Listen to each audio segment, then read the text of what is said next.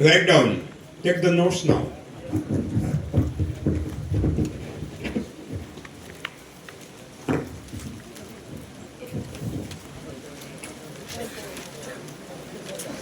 Now you got to write down. Continue.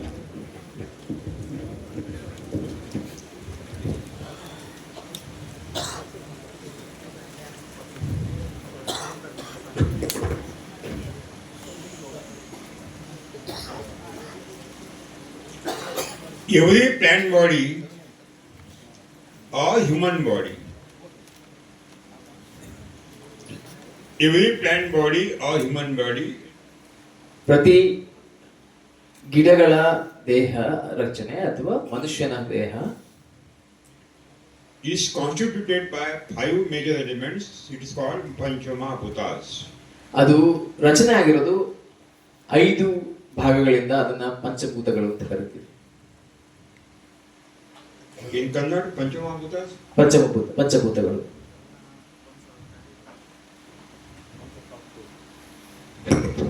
Number one, Prithvi Mahabhuta. ಮೊದಲನೇದು ಪೃಥ್ವಿ ಮಹಾಭೂತ. ಪಂಚಭೂತಗಳಲ್ಲಿ ಮೊದಲನೇದು ಪೃಥ್ವಿ ಮಹಾಭೂತ. That means minerals taken to the soil. ಹಾಗಾದ್ರೆ ಭೂಮಿಯಿಂದ ತಗೊಳ್ಳುವಂತ ಲವಣಾಂಶಗಳು, ಲವಣಾಂಶಗಳ ಖನಿಜಾಂಶಗಳು. Minerals taken to the soil. That is called Prithvi Mahabhuta. ಖನಿಜಗಳನ್ನ ಭೂಮಿಯಿಂದ ತಗೊಳ್ಳೋದನ್ನ ಅದಕ್ಕೆ ಪೃಥ್ವಿ ಮಹಾಭೂತ. ಪಂಚಭೂತಗಳಲ್ಲಿ ಮೊದಲನೇದು. Aap Mahabhuta means water. Given by the monsoon free of cost. Aap Mahabhuta means water, Niru.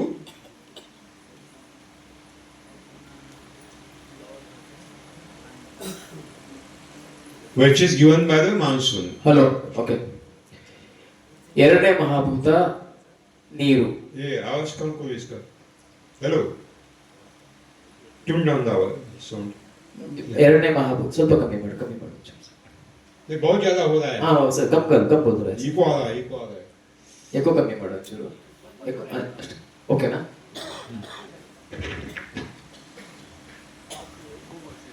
ಎರಡನೇ ಮಹಾಭೂತ ನೀರು.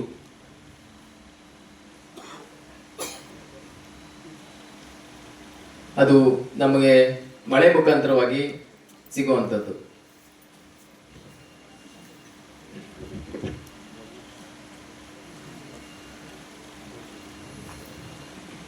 The third Mahabhuta is a Tej. Tej means solar energy given by the sun. ಮೂರನೇ ಮಹಾಭೂತ ಸೌರಶಕ್ತಿ. ಅದು ಸೂರ್ಯನಿಂದ ಸಿಕ್ಕಿರುವಂಥದ್ದು.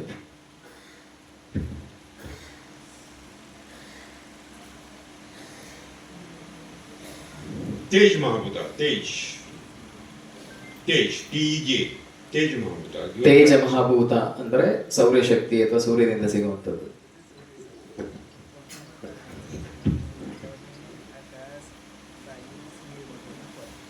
Vayu Mahabhuta means carbon dioxide taken through the atmosphere. ವಾಯು ಮಹಾಭೂತ ಅಂದ್ರೆ carbon dioxide ವಾತಾವರಣದಿಂದ ತಗೊಂಡಿರುವಂಥದ್ದು.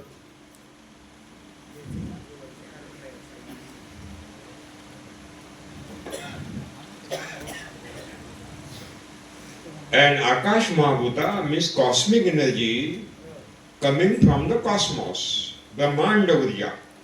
Brahmandavarya. ಐದನೇದು ಆಕಾಶ ಮಹಾಭೂತ ಅಥವಾ ಬ್ರಹ್ಮಾಂಡ ಮಹಾಭೂತ ಅಂತ ಹೇಳಿ. ಅದು ಬ್ರಹ್ಮಾಂಡದಿಂದ ಅಥವಾ ಪ್ರಕೃತಿಯಿಂದ ಸಿಗುವಂಥದ್ದು.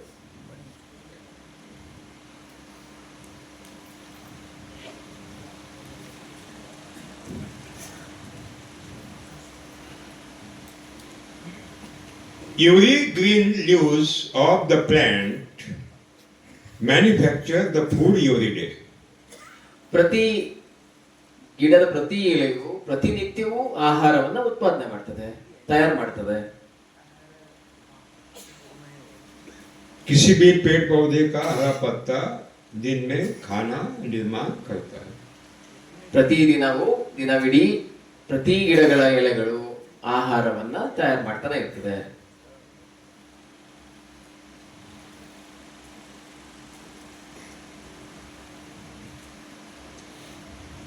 This process is called photosynthesis process. ಈ ಪ್ರಕ್ರಿಯೆಯನ್ನ ಫೋಟೋಸಿಂಥಿಸಿಸ್ ಪ್ರಕ್ರಿಯೆ ಅಂತ ಹೇಳ್ತೀವಿ. प्रकाश संश्लेषण क्रिया.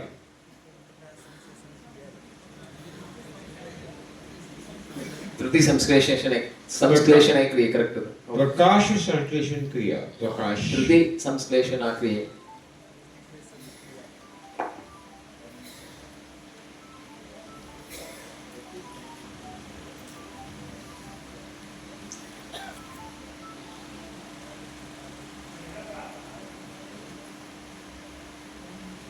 ठीक है.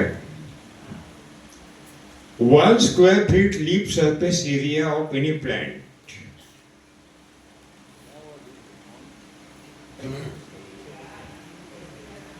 ಸರ್ ಒಂದು ಚದರ ಅಡಿ ಯಾವುದೇ ಗಿಡಗಳ ಎಲೆಯ ಒಂದು ಚದರ ಅಡಿಯಷ್ಟು ಜಾಗ.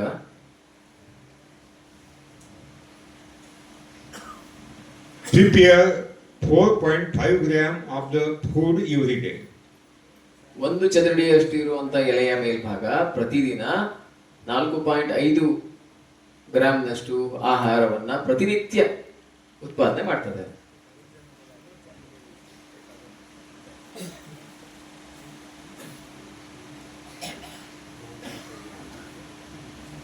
Actually, it is a cooking process. Cooking process means cooking process.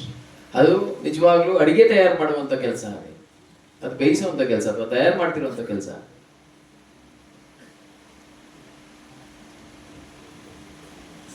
Every green leaf is having the chlorophyll.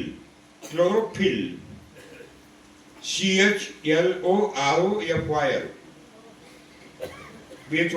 Chlorophyll. That means harita dravya.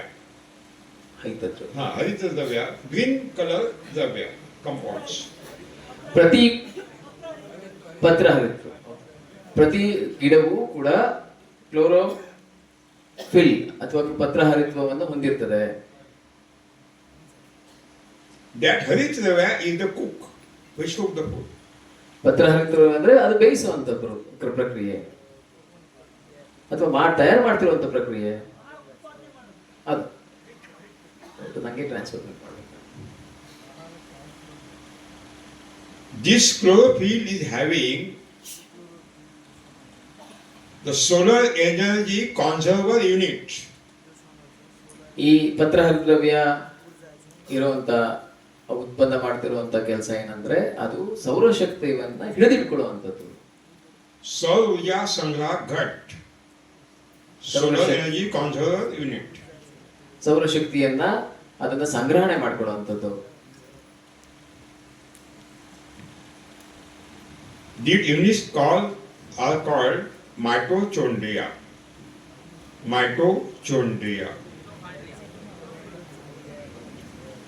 ಈ ಪ್ರಕ್ರಿಯೆಯನ್ನು ಮೈಟೋಕಾಂಡ್ರಿಯಾ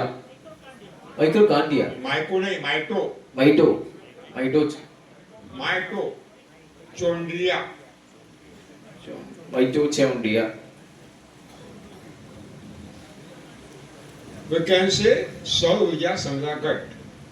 ನಾವು ಇದನ್ನ ಸೌರಶಕ್ತಿಯ ಸಂರಕ್ಷಣಾ ಘಟಕ ಅಂತ ಕರೀಬಹುದು.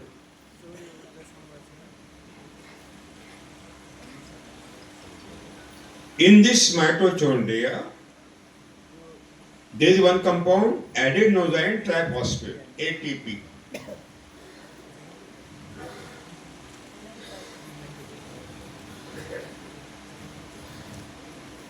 Adenosine triphosphate, ATP. ಇದರೊಳಗಡೆ ಒಂದು ಉತ್ಪನ್ನ ಆಡೋನೈಸಲ್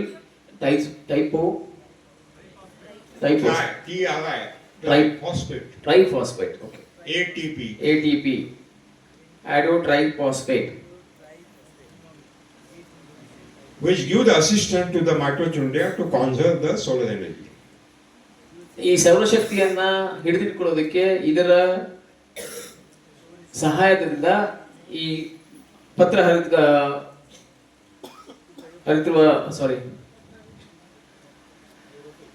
ಈ ಫೋಟೋಸಿಂಥೆಸಿಸ್ ಪ್ರೋಸೆಸ್ ನ ಕಂಪ್ಲೀಟ್ ಮಾಡಲಿಕ್ಕೆ ಈ ಹೈಡೋಟ್ರೈಫಾಸ್ಫೇಟ್ adenosine triphosphate ATP,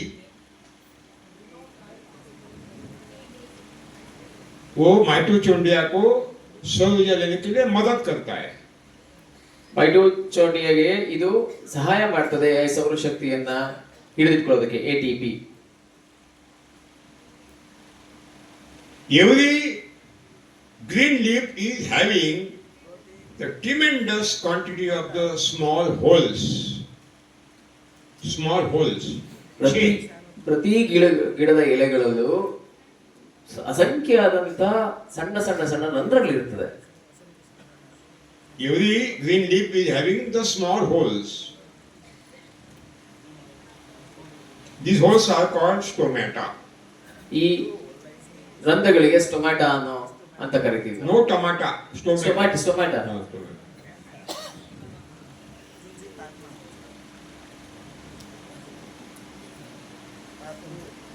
Every stomata is surrounded by guard cells, सुरक्षा कोशिकाएं.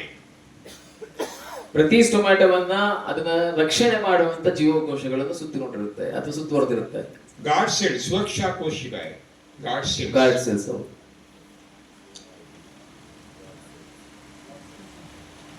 Guard cells. That means gateman होगा ना, गेटमैन हमारे घर के.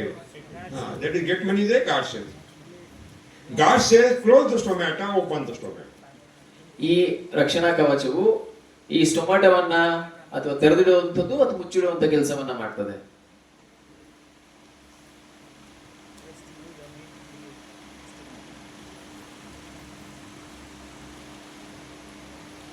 For photosynthesis process, the energy is required. ಈ ಫೋಟೋಸಿಂಥಸಿಸ್ ಪ್ರಕ್ರಿಯೆಗೆ ಒಂದಷ್ಟು ಶಕ್ತಿ ಬೇಕು.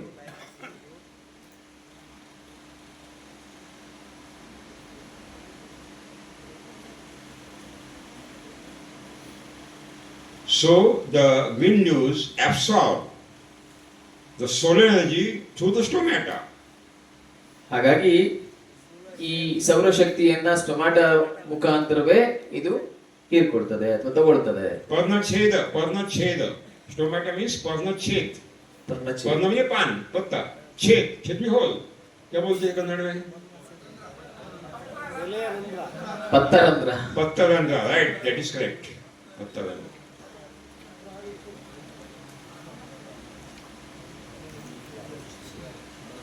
Every green leaf absorbs solar energy through the sunlight, through the ಸ್ಟೊಮ್ಯಾಟೋ. stomata.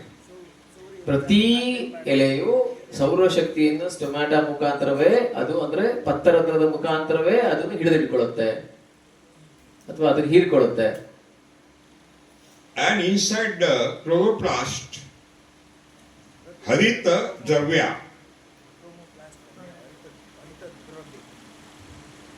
this solar energy is converted into chemical energy. ಈ ಸ್ಟೊಮ್ಯಾಟೋ ಅಥವಾ ಈ ಪತ್ತರಂಧ್ರದೊಳಗಡೆ ಸೌರಶಕ್ತಿಯು ರಾಸಾಯನಿಕ ಶಕ್ತಿಯಾಗಿ ಬದಲಾವಣೆ ಆಗ್ತದೆ. This solar energy is converted to chemical energy. Energy same, form of change only. Forms are change. ಶಕ್ತಿ ಒಂದೇ, ಆದ್ರೆ ಅದರ ರೂಪ ಬದಲಾಗ್ತದೆ. ಸೌರಶಕ್ತಿಯ ರೂಪದಿಂದ ರಾಸಾಯನಿಕ ರೂಪಕ್ಕೆ ಬದಲಾಗ್ತದೆ. Okay, and that chemical energy is deposited in the mitochondria. ಈ ಮೈಕ್ರೋಚೋಂಡ್ರಿಯಾ ಒಳಗಡೆಗೆ ಆ ರಾಸಾಯನಿಕ ಶಕ್ತಿಯು ಶಕ್ತಿಯನ್ನು ಹಿಡಿದಿಟ್ಕೊಳ್ತದೆ. सौर ऊर्जा संग्रह घट. घट को क्या बोलते हैं आप? वो मिट्टी का घट होता है ना, कन्नड़ में क्या बोलते हैं? घट. पानी पीते हैं हम. घट. ಮಡಿಕೆ ಮಡಿಕೆ ಮಡಿಕೆ घटी के ಮಡಿಕೆ ಮಡಿಕೆ नेपाली. हाँ, मडिके. मडिके. नेपाल में क्या कहते हैं? मडिके. Right. Good. Now the green leaf want carbon. The green leaf want carbon ಈಗ for synthesis of the food. ಈಗ ಆ ಹಸಿರೆಲೆಗಳಿಗೆ ಸೌರಶಕ್ತಿ ಹಿಡಿದಿಟ್ಕೊಂಡಿರುವಂತಹ ಮಡಕೆಗಳಿಗೆ ಕಾರ್ಬನ್ ನ ಅವಶ್ಯಕತೆ ಇದೆ.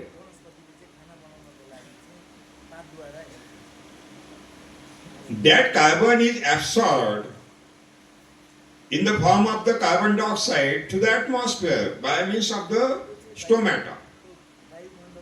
ಈ ಇಂಗಾಲವನ್ನ ಎಲೆಗಳು ಈ ಪತ್ತರಂಧ್ರ ಅಥವಾ ಸ್ಟೊಮ್ಯಾಟಾ ಮುಖಾಂತರ ಅವು ಇಂಗಾಲದ ಆಕ್ಸೈಡ್ ಇರುವ ವಾತಾವರಣದಲ್ಲಿರುವಂತಹ ಇಂಗಾಲದ ಆಕ್ಸೈಡ್ ಮುಖಾಂತರವಾಗಿ ಹಿಡಿದಿಟ್ಕೊಳ್ಳುತ್ತೆ ಅಥವಾ ಹೀರ್ಕೊಳ್ಳುತ್ತೆ.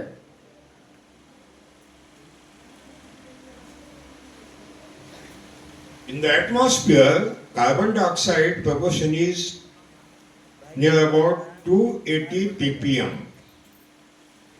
ನಮ್ಮ ವಾತಾವರಣದಲ್ಲಿ ಸರಿಸುಮಾರು 280 ppm ಅಷ್ಟು ಇಂಗಾಲದ ಡೈಆಕ್ಸೈಡ್ ಇದೆ. That is the natural level. ಅದು ಪ್ರಕೃತಿಯಲ್ಲಿ ಇರಬೇಕಾಗಿರುವಂತ ಸರಿ ಪ್ರಮಾಣ. But due to the global warming and climate change, it is enhanced above than 400. ಇವತ್ತಿನ ಹವಾಮಾನ ವೈಪರೀತ್ಯ ಮತ್ತು ಹವಾಮಾನದ ತಾಪಮಾನ ಜಾಸ್ತಿ ಆಗಿರೋದ್ರಿಂದ 400 ppm ಗಿಂತ ಹೆಚ್ಚು ಜಾಸ್ತಿ ಆಗಿದೆ ವಾತಾವರಣದಲ್ಲಿ. ppm means parts per million. 280 ppm means in 10 lakh parts, 280 parts. 280 ppm ಅಂದ್ರೆ 10 ಲಕ್ಷ ಮಾಲಿಕ್ಯೂಲ್ ಅಥವಾ ಪದಾರ್ಥಗಳಲ್ಲಿ 280 ಮಾತ್ರ ಇಂಗಾಲದ ಆಕ್ಸೈಡ್ ಇರಬೇಕಿತ್ತು. ಆದ್ರೆ ಇವತ್ತು 400 ಆಗಿದೆ. 200 ಇರಬೇಕಾಗಿದ್ದು 10 ಲಕ್ಷದಲ್ಲಿ 400 ಜಾಸ್ತಿ ಆಗಿದೆ. ಅಂದ್ರೆ 120 ಜಾಸ್ತಿ ಆಗಿದೆ. When the carbon dioxide enter in the leaves, chemical energy split the molecules of the carbon dioxide. ಯಾವಾಗ ಇಂಗಾಲದ ಆಕ್ಸೈಡ್ ಕಣಗಳು ಸ್ಟೊಮ್ಯಾಟಾ ಮುಖಾಂತರ ಎಲೆಗಳಿಗೆ ಹೋಗ್ತದೆ, ಅದು ಇಂಗಾಲದ ಆಕ್ಸೈಡ್ ಅನ್ನ ಇಂಗಾಲದ ಆಕ್ಸೈಡ್ ಇಂದ ಬೇರ್ಪಡಿಸುತ್ತದೆ. Chemical energy convert into split the molecules of the carbon dioxide. ಅಲ್ಲಿರುವಂತಹ ರಾಸಾಯನಿಕ ಪ್ರಕ್ರಿಯೆಯಲ್ಲಿ ಇಂಗಾಲದ ಆಕ್ಸೈಡ್ ಅನ್ನ ಅದು ಬೇರ್ಪಡಿಸಿ ಆಕ್ಸೈಡ್ ಇಂದ ಇಂಗಾಲವನ್ನ ಬೇರ್ಪಡಿಸ್ತದೆ ರಾಸಾಯನಿಕ ಪ್ರಕ್ರಿಯೆಯಲ್ಲಿ. In one molecule of the carbon dioxide, one atom carbon, two atom of the oxygen. ಒಂದು ಕಾರ್ಬನ್ ಡೈಆಕ್ಸೈಡಿನ ಮಾಲಿಕ್ಯೂಲ್ ಅದು ಕಣದಲ್ಲಿ ಅದು ಒಂದು ಕಾರ್ಬನ್ನಿನ ಅಥವಾ ಇಂಗಾಲದ ಆಕ್ಸೈಡ್ ಕಣ ಇದ್ದು 2 ಆಮ್ಲಜನಕದ ಕಣಗಳಿರುತ್ತದೆ. When the carbon dioxide enter in the leaves, ultimately the chemical energy split the molecules of the carbon dioxide. Oxygen is separated, carbon is separated. ಯಾವಾಗ ಈ ಸ್ಟೊಮ್ಯಾಟೊ ಒಳಗಡೆ ಇಂಗಾಲದ ಆಕ್ಸೈಡ್ ನ ಈ ಎಲೆಗಳು ಹೀರ್ಕತ್ತದೆ, ರಾಸಾಯನಿಕ ಪ್ರಕ್ರಿಯೆಯಲ್ಲಿ ಇಂಗಾಲವನ್ನ ಮತ್ತೆ ಆಮ್ಲವನ್ನ 2 ರಾಸಾಯನಿಕ ಪ್ರಕ್ರಿಯೆಯಲ್ಲಿ ಬೇರ್ಪಡಿಸ್ತದೆ ಎಲೆಗಳು. What happened? The molecules of the carbon dioxide is splitted. Carbon is separated and oxygen is separated. Carbon dioxide ಅಥವಾ ಇಂಗಾಲದ ಆಕ್ಸೈಡ್ ಅಲ್ಲಿ ಇರುವಂತ ನಮ್ಮ ಇಂಗಾಲ ಮತ್ತೆ ಆಮ್ಲವನ್ನ ಎರಡನ್ನೂ ಕೂಡ ನಮ್ಮ ರಾಸಾಯನಿಕ ಪ್ರಕ್ರಿಯೆಯಲ್ಲಿ ಬೇರ್ಪಡಿಸ್ತದೆ ಎಲೆಗಳು.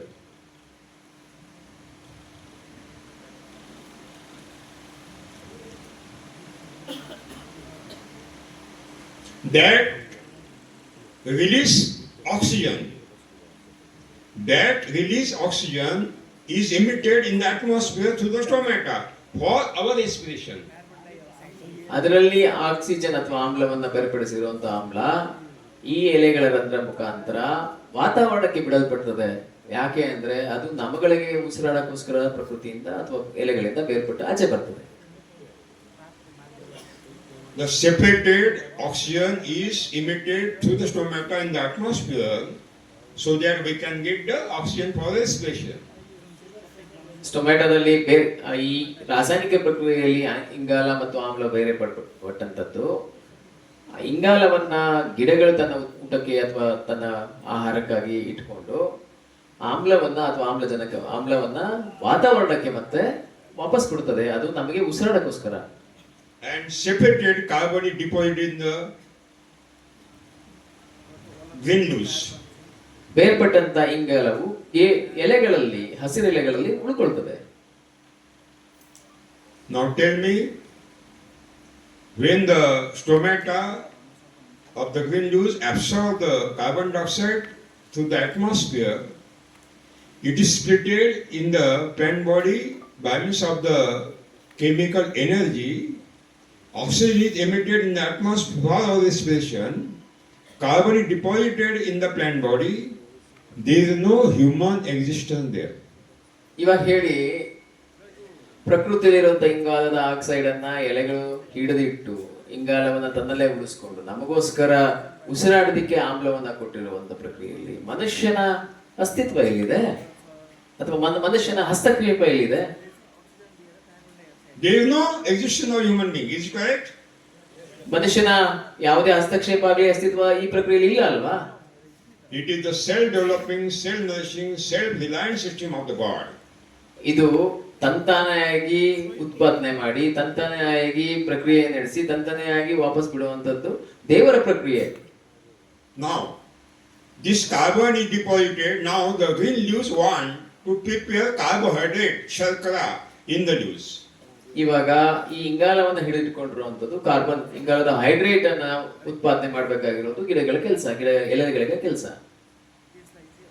शर्करा क्या बोलते हैं शर्करा को? Sugar carbohydrates. कार्बोहाइड्रेट को क्या बोलते हैं कन्नड़ में? कर्बोदका. कर्बोदक. कर्ब अधिक उदक. उदक माने पानी, कर्ब माने कर्ब. कर्बोदका. कर्ब उदक.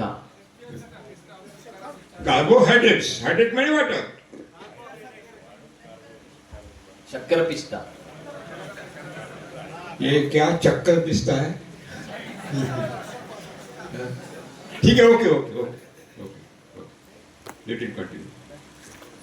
Now water is required for preparation of the carbohydrate in the plant body. ಇವಾಗ ಈ ಗಿಡದ ದೇಹದಲ್ಲಿ ನೀರಿನ ಅವಶ್ಯಕತೆ ಇದೆ ಈ ಕಾರ್ಬೋಹೈಡ್ರೇಟ್ಸ್ ನ ಉತ್ಪಾದನೆ ಮಾಡಲಿಕ್ಕೆ. Then the green leaves send a message to the roots on the by means of the WhatsApp or by means of the Facebook, and give the message, please send the water. ಈಗ ಎಲೆಗಳು ನಮ್ಮ ಅದೇ ಗಿಡದ ಬೇರುಗಳಿಗೆ message ಕಳಿಸ್ತದೆ WhatsApp ಅಥವಾ Facebook ಇಂದ, ನನಗೆ ನೀರು ಬೇಕು, ನೀರು ಕಳಿಸಿ. Actually there is communication. Actually there is communication. Very beautiful, fantastic communication. ಇದು ಒಂದು ಸಂದೇಶನ ರವಾನೆ ಮಾಡ್ತಿರೋದು, ಅದ್ಭುತವಾದಂತ ಸಂದೇಶಗಳ ಅಥವಾ ಸಂಭಾಷಣೆಯನ್ನ ರವಾನೆ ಮಾಡುವಂತದ್ದು.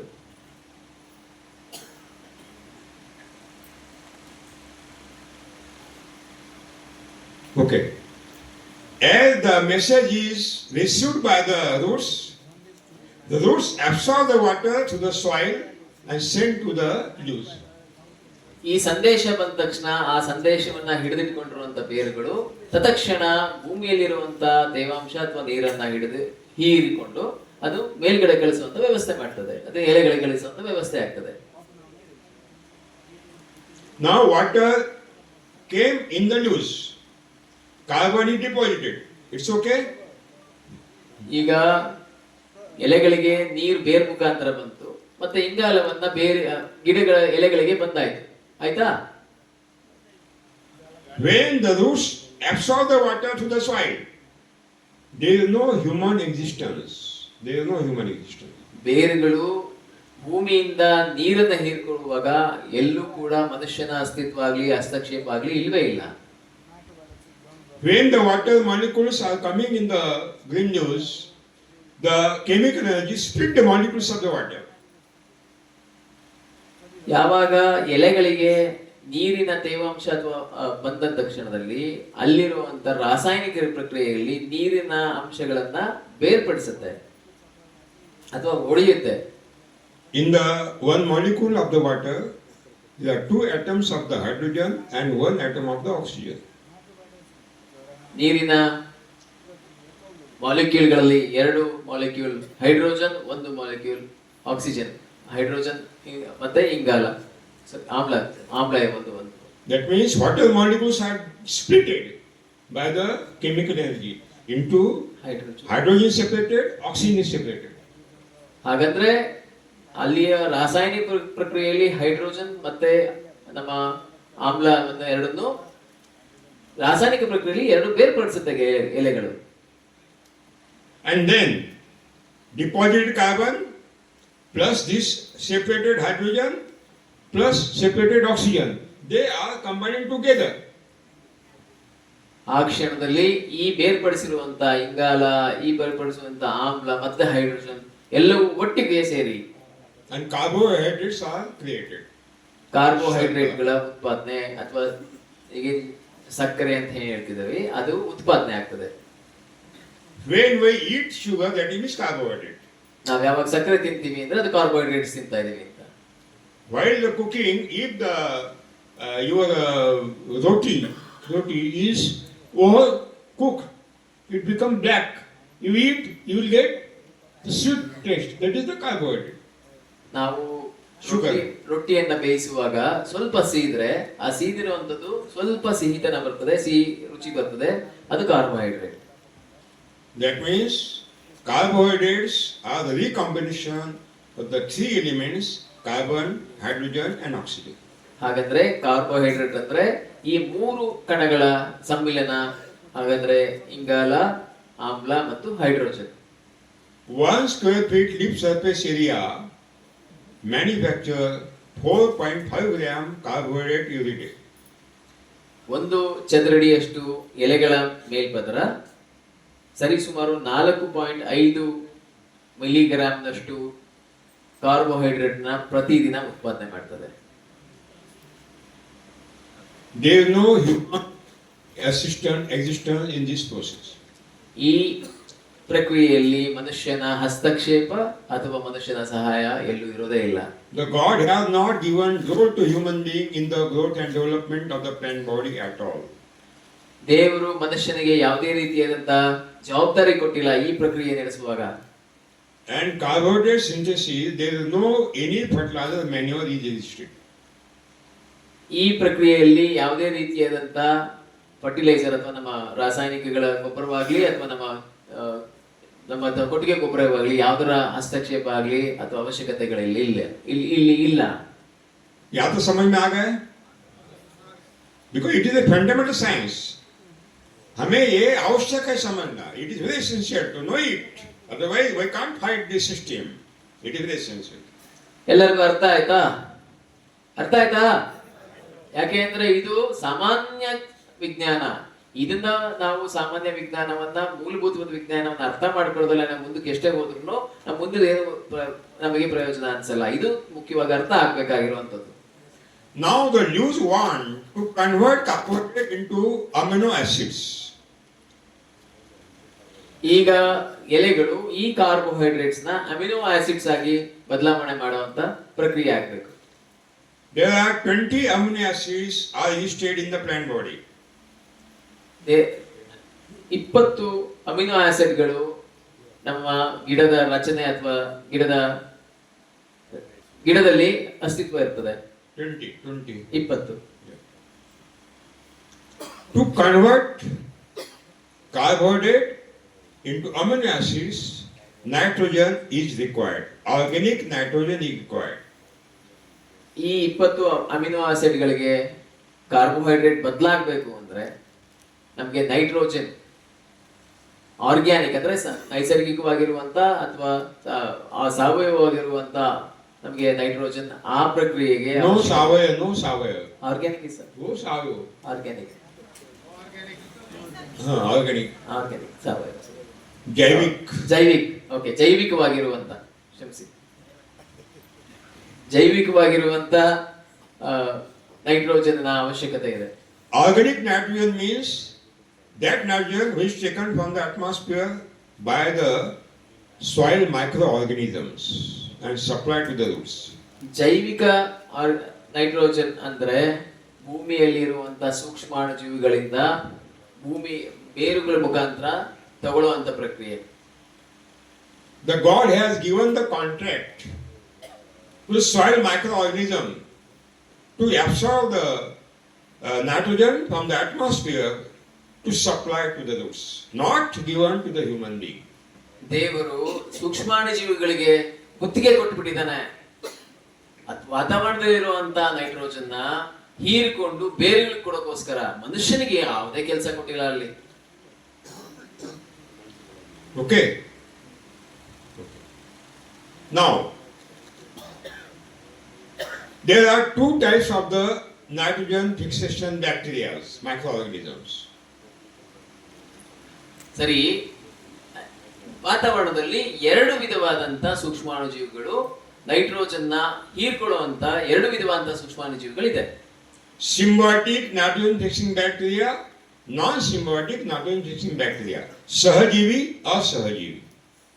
ಸಿಂಬಯೋಟಿಕ್ ಸಹಜೀವಿ ಸೂಕ್ಷ್ಮಾಣುಜೀವಿಗಳು, ಅಸಹಜೀವಿ ಸೂಕ್ಷ್ಮಾಣುಜೀವಿಗಳು, ನಾನ್ ಸಿಂಬಯೋಟಿಕ್ ಮೈಕ್ರೋ ಆರ್ಗಾನಿಸಮ್. Sahajೀವಿ means symbiotic, that means Rhizobium, Mycorrhiza, and all the species of the endo-ectomycorrhizas which are involved in this nitrogen fixation process. Symbiotically. Symbiotic ಅಥವಾ ಸಹಜವಾದಂತ ನಮ್ಮ ಸೂಕ್ಷ್ಮಾಣುಜೀವಿಗಳಲ್ಲಿ ರೈಸೋಬಿಯಂ ಆ ತರದ ಮುಂತಾದ ಸೂಕ್ಷ್ಮಾಣುಜೀವಿಗಳು ನಮ್ಮ ಈ ಪ್ರಕ್ರಿಯೆಯಲ್ಲಿ ಕೆಲಸ ಮಾಡ್ತದೆ, ಅದು ಇರ್ತದೆ. These symbiotic nitrogen fixing bacteria absorb the nitrogen from the atmosphere and use in the hand of the root. ಈ ಸಹಜ ಸೂಕ್ಷ್ಮಾಣುಜೀವಿಗಳು ವಾತಾವರಣದಲ್ಲಿರುವಂತ ನೈಟ್ರೋಜನ್ ಹೀರಿಕೊಂಡು ಬೇರೆಗಳಿಗೆ ನೇರವಾಗಿ ಕೊಡುವಂತ ವ್ಯವಸ್ಥೆ ಮಾಡ್ತವೆ, ಅದು ಕೆಲಸ ಮಾಡ್ತವೆ. And in exchange, the root feed the food to the microorganism. ಅದರ ಬದಲಾಗಿ ಆ ಸೂಕ್ಷ್ಮಾಣುಜೀವಿಗಳಿಗೆ ಬೇರುಗಳು ಊಟವನ್ನ ಕೊಡ್ತದೆ. So it is called symbiosis. ಹಾಗಾಗಿ ಒಂದಕ್ಕೊಂದು ಸಹಜವಾಗಿ ಅಂದ್ರೆ ಬದಲಾಯಿಸಿಕೊಳ್ಳೋದ್ರಿಂದ ಇದನ್ನ ಸಿಂಬಯೋಸಿಸ್ ಅಥವಾ ಸಹಜೀವನ ಅಥವಾ ಹೊಂದಿಕೊಂಡು ಹೋಗುವ ಅಥವಾ ಸಹಜೀವನ ಮಾಡುವಂತದಕ್ಕೋಸ್ಕರ ಇದನ್ನ symbiotic. Exchange of the food. Exchange of the food. ಅದು ಕೊಡೋದು ತಗೊಳ್ಳುವಂತ ವ್ಯವಸ್ಥೆ. All these ಬದಲು ಮಾಡುವಂತ ವ್ಯವಸ್ಥೆ. nitrogen fixing bacteria are residing in the nodules on the root of pulses.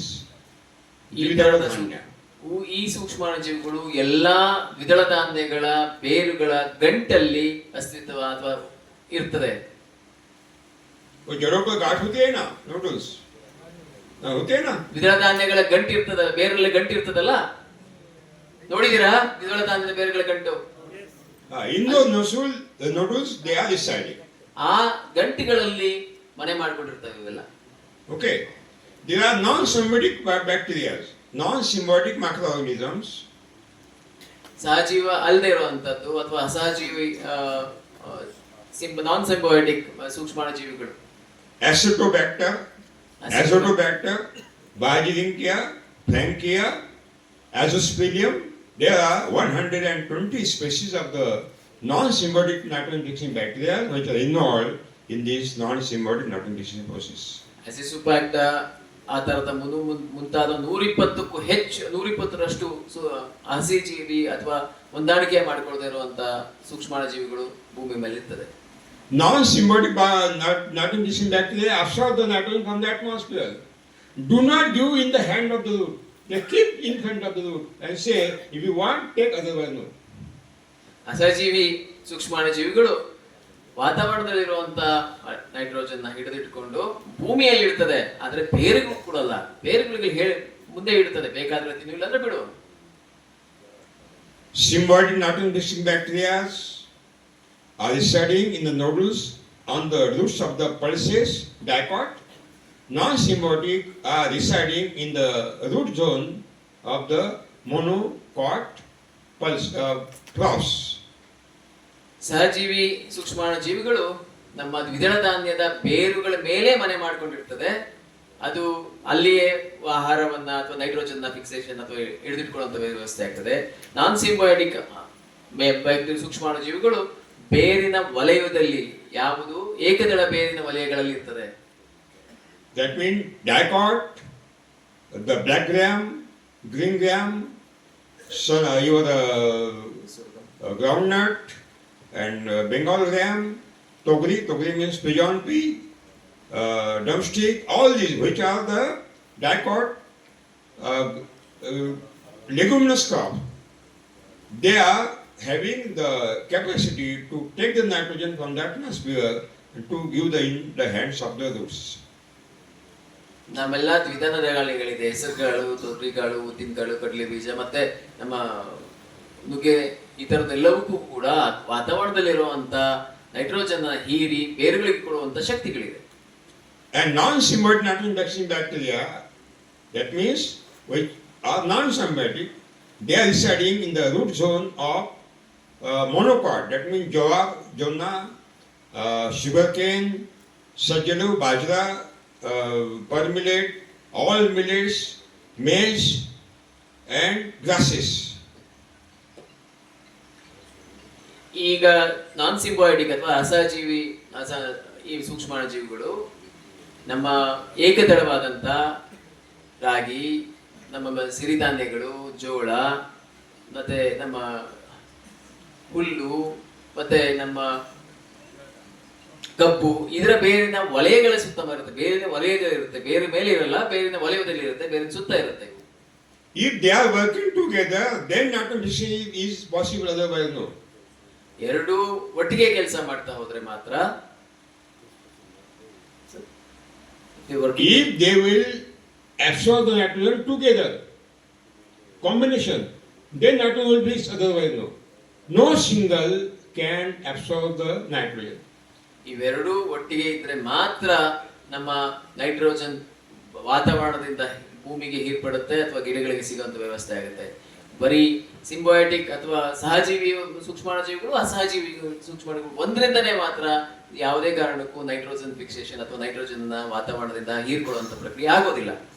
That means if you want free nitrogen from the atmosphere by means of the microorganisms, it is very essential to take the intercrop of dicot into monocot and monocot into dicot. ನಿಮಗೆ Mixture. ವಾತಾವರಣದಲ್ಲಿರುವಂತಹ nitrogen ಅನ್ನ ಭೂಮಿ ಒಳಗಡೆಗೆ ಅಥವಾ ನಮ್ಮ ಗಿಡಗಳಿಗೆ ಹೀರ್ಕೊಳ್ಳುವಂತ ವ್ಯವಸ್ಥೆ ಆಗ್ಬೇಕು ಅಂದ್ರೆ ದ್ವಿದಳ ಧಾನ್ಯದಲ್ಲಿ ಏಕದಳದ ದ್ವಿದಳ ಧಾನ್ಯವನ್ನ ಮಿಶ್ರ ಬೆಳೆ ಮಾಡಲೇಬೇಕು. In sugarcane, you can grow the cow, black gram, your green gram, or horse gram, or moth bean. All these millets you can grow very well, so that the sugarcane, monocot, and pulsate dicot.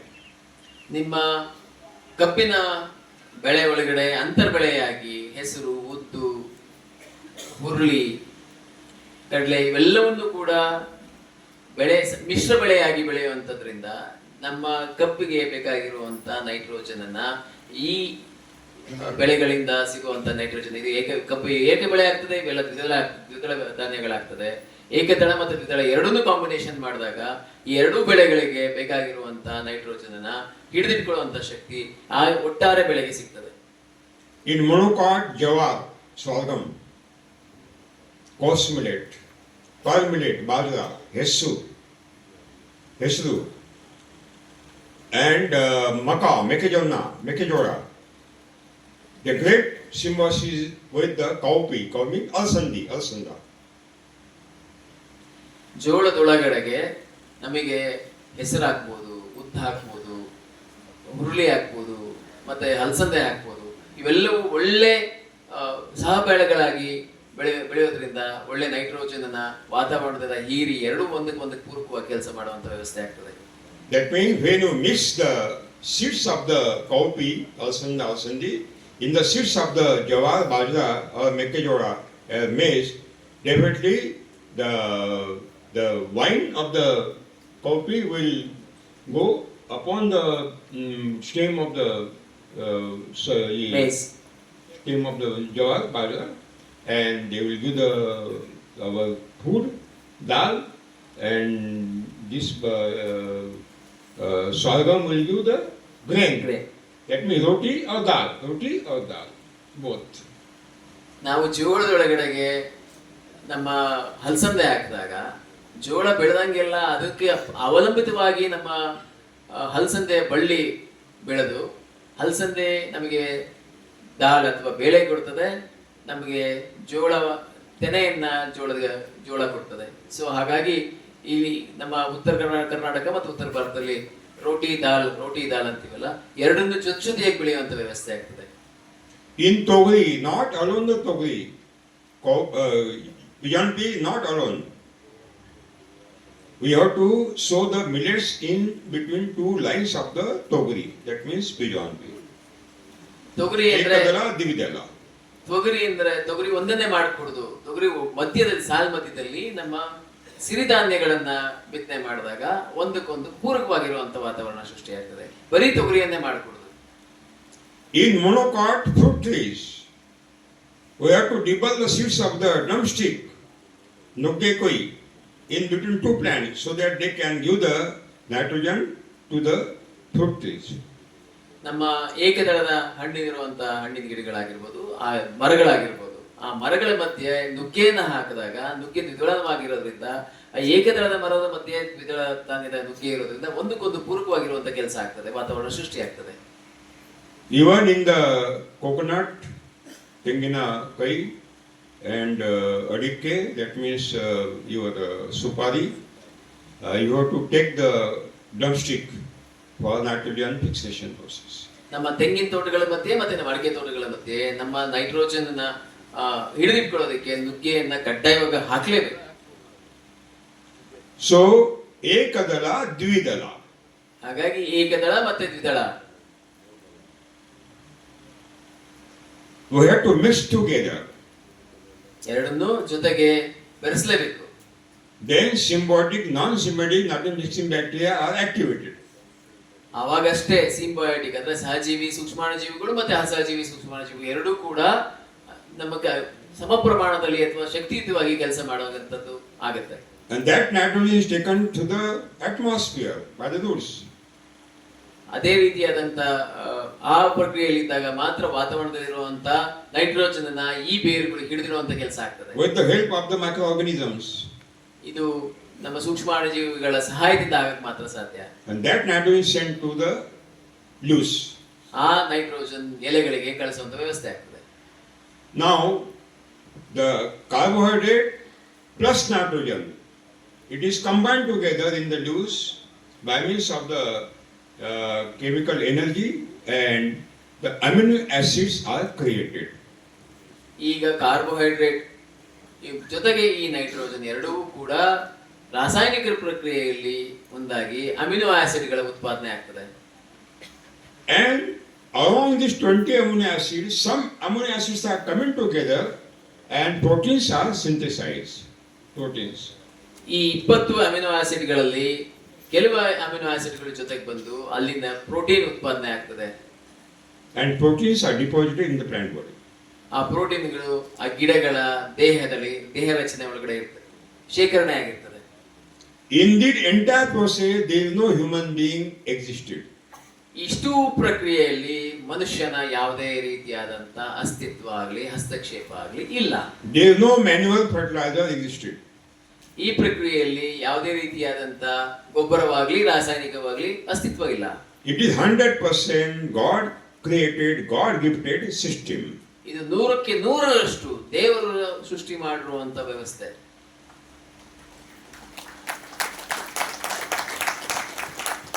तालियां तो बजा है लेकिन पाप करेंगे, हाँ? लोगों को जल खिलाओगे, ठीक है? 1 square feet leaf surface area manufacture 4.5 gram carbohydrate food every day.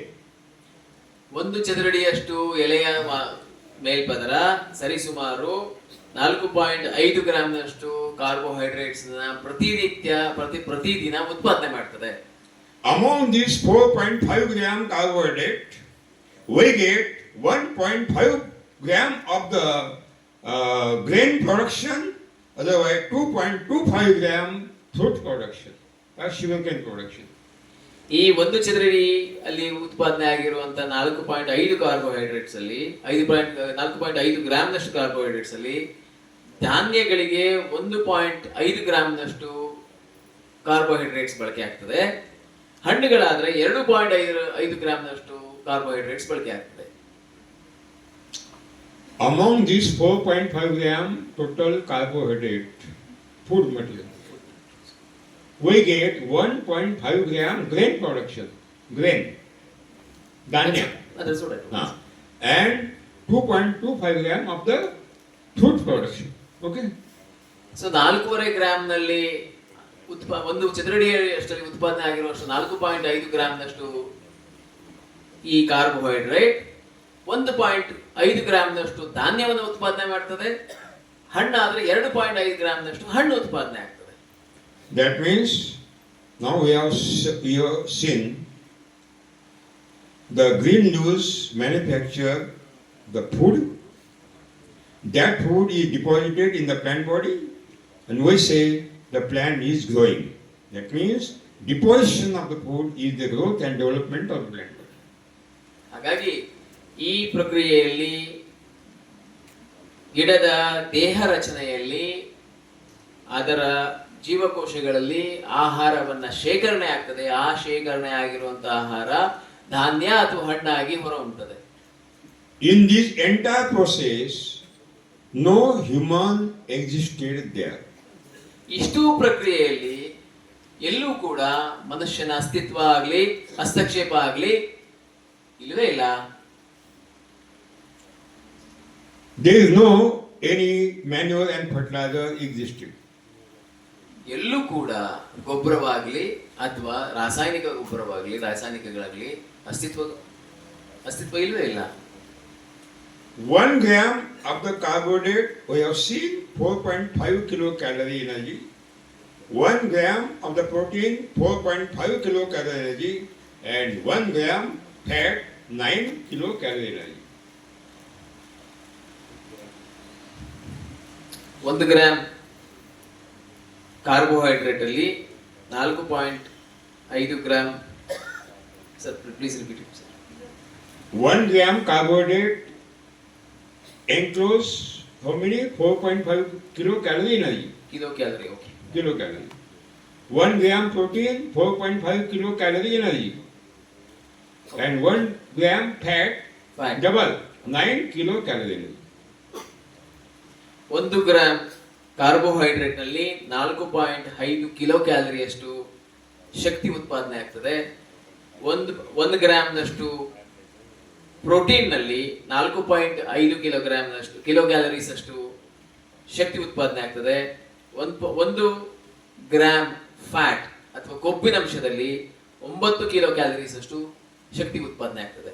That means what food we are eating, it is a great source of the energy. ಹಾಗಾದ್ರೆ ನಾವೇನು ಈ ಆಹಾರವನ್ನ ತಿಂತಾ ಇದ್ದೀವಿ, ಈ ಆಹಾರವು ಶಕ್ತಿಯ ಒಂದು ದೊಡ್ಡ ಘಟಕ. ಹೌದಾ? Body is having the energy, so we have to take the food because food is having the energy. If we are getting energy without food, food is not necessary. ನಮ್ಮ ದೇಹದಲ್ಲಿ ಶಕ್ತಿ ಇದೆ ಅಂದ್ರೆ ನಾವು ಆಹಾರ ತಿಂತಾ ಇರೋದ್ರಲ್ಲಿ ಶಕ್ತಿ ಬರ್ತಾ ಇದೆ. ನಾವು ಆಹಾರ ಬೇಡ ಅಂದ್ರೆ ನಮಗೆ ಶಕ್ತಿ ಇಲ್ಲ. ನಮ್ಮ ದೇಹದಲ್ಲಿ ಶಕ್ತಿ ಇಲ್ಲ ಅಂದ್ರೆ ಆಹಾರ ಅವಶ್ಯಕತೆ ಇರೋದಿಲ್ಲ. ನಮಗೆ ಶಕ್ತಿ ಬೇಡ ಅಂದ್ರೆ ಆಹಾರದ ಅವಶ್ಯಕತೆ ಇಲ್ಲ. Whether it is possible without food? ಆಹಾರ ಇಲ್ಲದೆ ಸಾಧ್ಯವಾಗ್ತದಾ ಇದು? Yes, it is possible. Yes, it is possible. ಆಗುತ್ತೆ. ಆಹಾರ ಇಲ್ಲದೆ ಶಕ್ತಿ ಬರುತ್ತೆ. ಸಾಧ್ಯ. Our body is enter in the dormancy. It is possible. Dormancy, supta avastha. Supta avastha. क्या बोलते हैं उसको? Inactive position. ಯಾವುದು ನಿಷ್ಕ್ರಿಯ ಪ್ರಕ್ರಿಯೆಗೆ ಹೋಗ್ತದೋ ನಮ್ಮ ದೇಹ ಅವಾಗಷ್ಟೇ ಸಾಧ್ಯ. Okay. Now tell me. The God has given the contract to the green leaves and microorganisms and roots to manufacture entire food material. ಇವಾಗ ಹೇಳಿ, ದೇವರು ಸೂಕ್ಷ್ಮಾಣು ಜೀವಿಗಳಿಗೆ ಗುತ್ತಿಗೆ ಕೊಟ್ಟಾಗ್ಬಿಟ್ಟಿದೆ ಈ ಎಷ್ಟೂ ಪ್ರಕ್ರಿಯೆಗಳನ್ನ ನಡೆಸಲಿಕ್ಕೆ. And that food is eaten by human being. ಈ ಪ್ರಕ್ರಿಯೆಯಲ್ಲಿ ಉತ್ಪಾದನೆ ಆಗಿರುವಂತಹ ಆಹಾರವನ್ನ ನಾವು ಮನುಷ್ಯರು ಅದನ್ನ ಸೇವಿಸ್ತಾ ಇದ್ದೀವಿ. That means entire food manufacturing is only God-gifted creation. It is not human creation.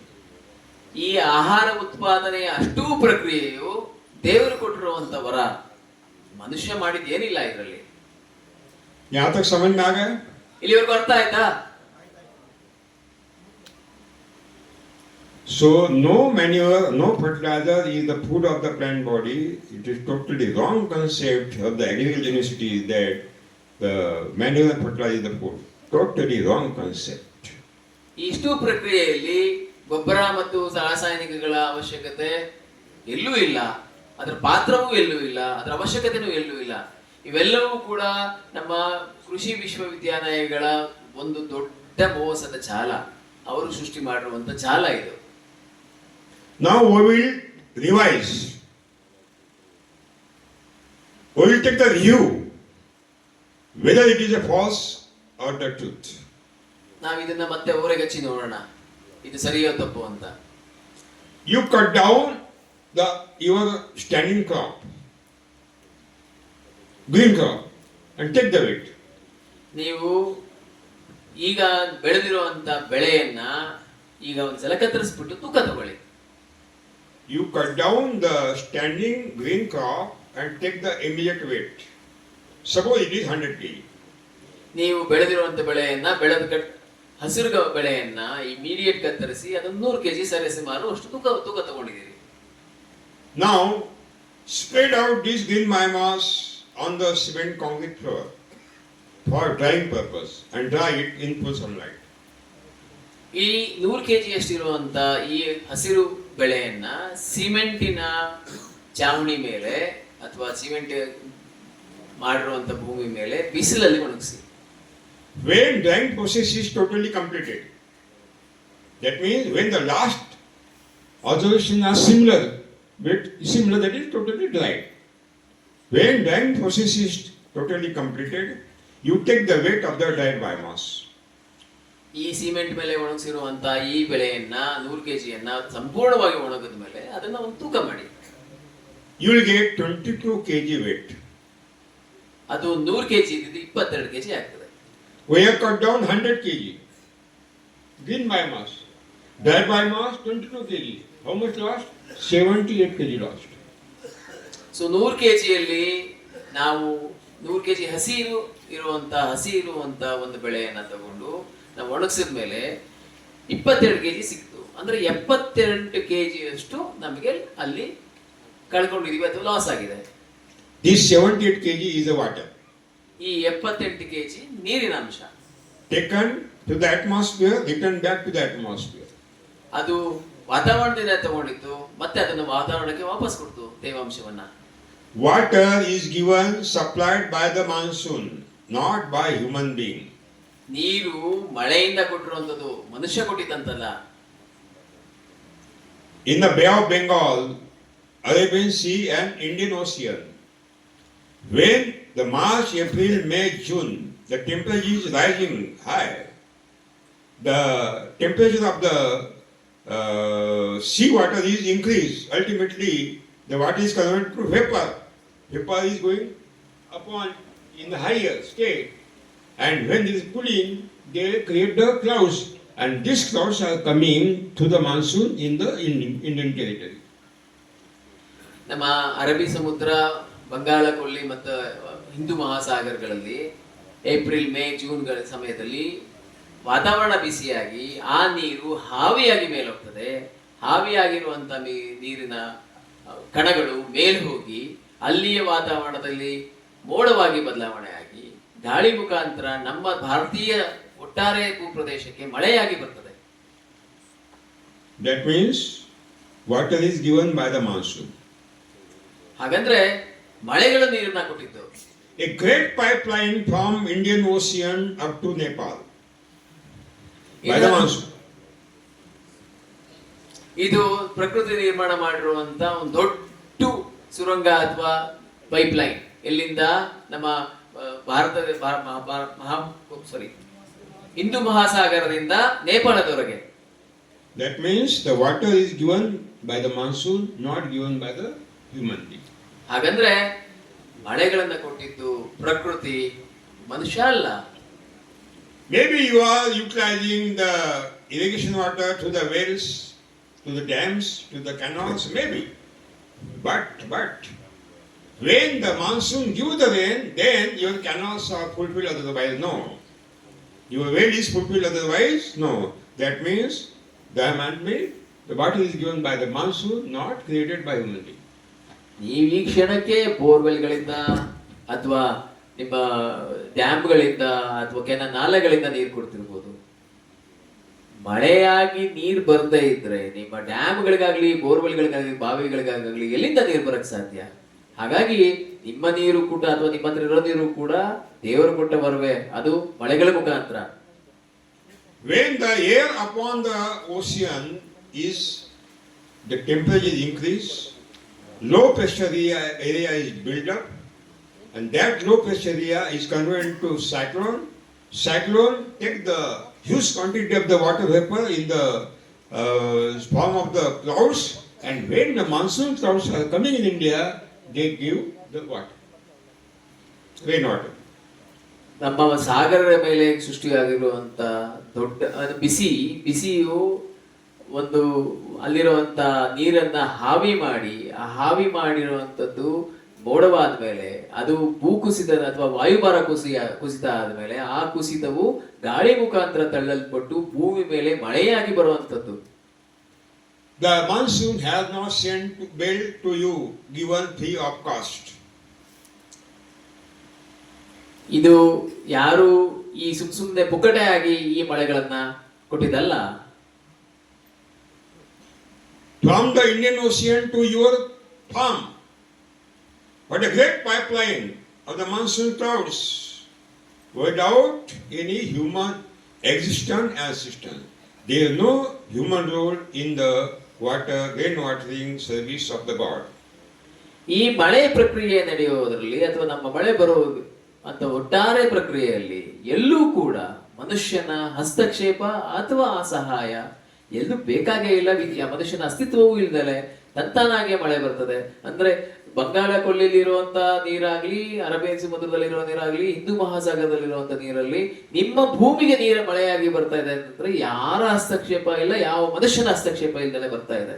And when water is becoming available to the root, there is no human role there. There is no manure and fertilizer. ಆ ಸಮಯದಲ್ಲಿ ಆ ಬೇರುಗಳಿಗೆ ನೀರನ್ನ ಕೊಡ್ತಾ ಇರುವಂತ ಸಂದರ್ಭದಲ್ಲಿ ಕೂಡ ಮಳೆಯಾಗಿ ಎಲ್ಲೂ ಕೂಡ ಮನುಷ್ಯನ ಅಸ್ತಿತ್ವ, ಅವಶ್ಯಕತೆ ಮತ್ತು ಸಹಾಯ ಎಲ್ಲೂ ಕೂಡ ಇಲ್ಲ. And there is no manure and fertilizer. ಆ ಕ್ಷಣದಲ್ಲಿ ಯಾರು ಕೂಡ ಗೊಬ್ಬರವನ್ನಾಗ್ಲಿ ಅಥವಾ ರಾಸಾಯನಿಕನಾಗ್ಲಿ ಎಲ್ಲೂ ಕೂಡ ಅವಶ್ಯಕತೆ ಇಲ್ಲ, ಅದು ಕೊಡ್ತಾ ಇಲ್ಲ. That means 100 kg gain biomass we have dried, and dried biomass we got 22 kg. That means 70 kg it is a water given by the God. ಹಾಗಂದ್ರೆ 100 kg ಹಸಿರು ಸೊಪ್ಪನ್ನು ಅಥವಾ ಅದು ಹಸಿರು ಬೆಳೆಯನ್ನ ನಾವು ಕತ್ತರಿಸಿದ ಮೇಲೆ ಅದನ್ನು ಒಣಗಿಸಿದ ಮೇಲೆ ಸಿಕ್ಕಂತ 22 kg ಅಷ್ಟು ನಮಗೆ ಬೆಳೆ, ಇನ್ನು 78% ಅಷ್ಟು ಮಳೆ.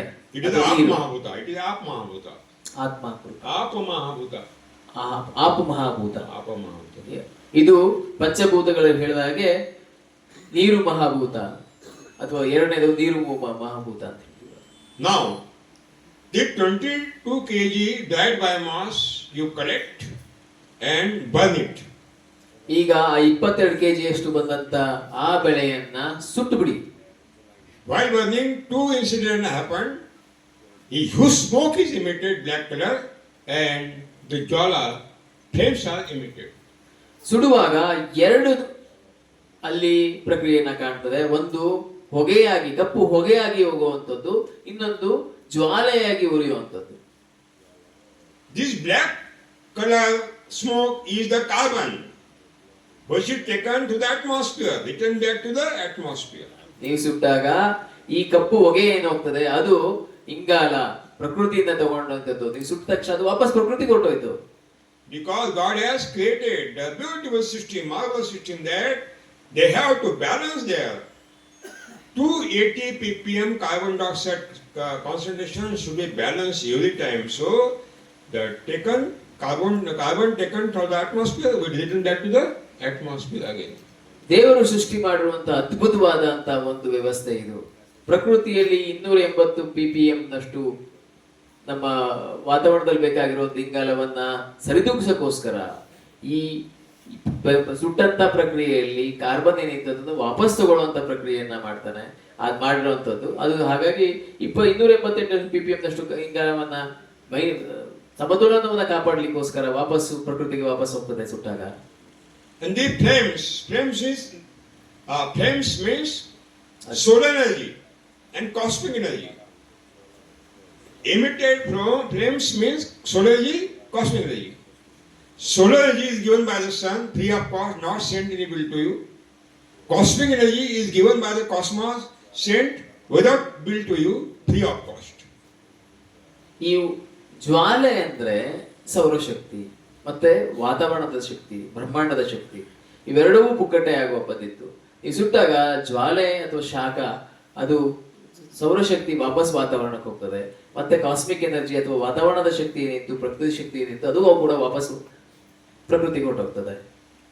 When the wind absorb the solar energy to the atmosphere and the sunlight and absorb the cosmic energy to the your Brahmanda cosmic rays, ultimately the plant get the solar energy, and in this entire process human being is not existed and there is no matter and fertilizer. It is a totally 100% God gifted process. ಸೌರಶಕ್ತಿಯನ್ನ ಗಿಡಗಳು ಅಥವಾ ಎಲೆಗಳು ವಾತಾವರಣದಿಂದ ಹೀರ್ಕೊಂಡಿದ್ದಾಗ್ಲಿ, ಬ್ರಹ್ಮಾಂಡ ಶಕ್ತಿಯನ್ನ ಬ್ರಹ್ಮಾಂಡದಿಂದ ಎಲೆಗಳು ತಗೊಂಡಿದ್ದಾಗ್ಲಿ, ಅದನ್ನ ಈ ವಸ್ತು ಪ್ರಕ್ರಿಯೆಗಳನ್ನ ಮತ್ತೆ ಆಹಾರವನ್ನಾಗಿ ಬದಲಾವಣೆ ಮಾಡಿದ್ದಾಗ್ಲಿ, ಯಾವುದೇ ಪ್ರಕ್ರಿಯೆಯಲ್ಲಿ ಕೂಡ ಮನುಷ್ಯನ ಅಸ್ತಿತ್ವ ಆಗಲಿ, ನಮ್ಮ ಗೊಬ್ಬರ ಮತ್ತೆ ಕೆಮಿಕಲ್ ರಾಸಾಯನಿಕ ಅಸ್ತಿತ್ವಗಳಿಗೆ ಯಾವುದೂ ಕೂಡ ಇಲ್ಲ. ಅದೆಲ್ಲವೂ ತಂತಾನಾಗೆ ದೇವರ ಸೃಷ್ಟಿ, ಅದು ನಡೆದಿರುವಂತ ಪ್ರಕ್ರಿಯೆ. When the solar is come on the earth, it is coming with the ultraviolet rays, hazardous ultraviolet rays. ಸೌರಶಕ್ತಿ ಭೂಮಿ ಮೇಲೆ ಬರಬೇಕಾದ್ರೆ ಹಾನಿಕಾರಕ ಅಲ್ಟ್ರಾವೈಲೆಟ್ ಕಿರಣಗಳನ್ನ ಅತಿ ನೀಲ ಕಿರಣ ultraviolet rays.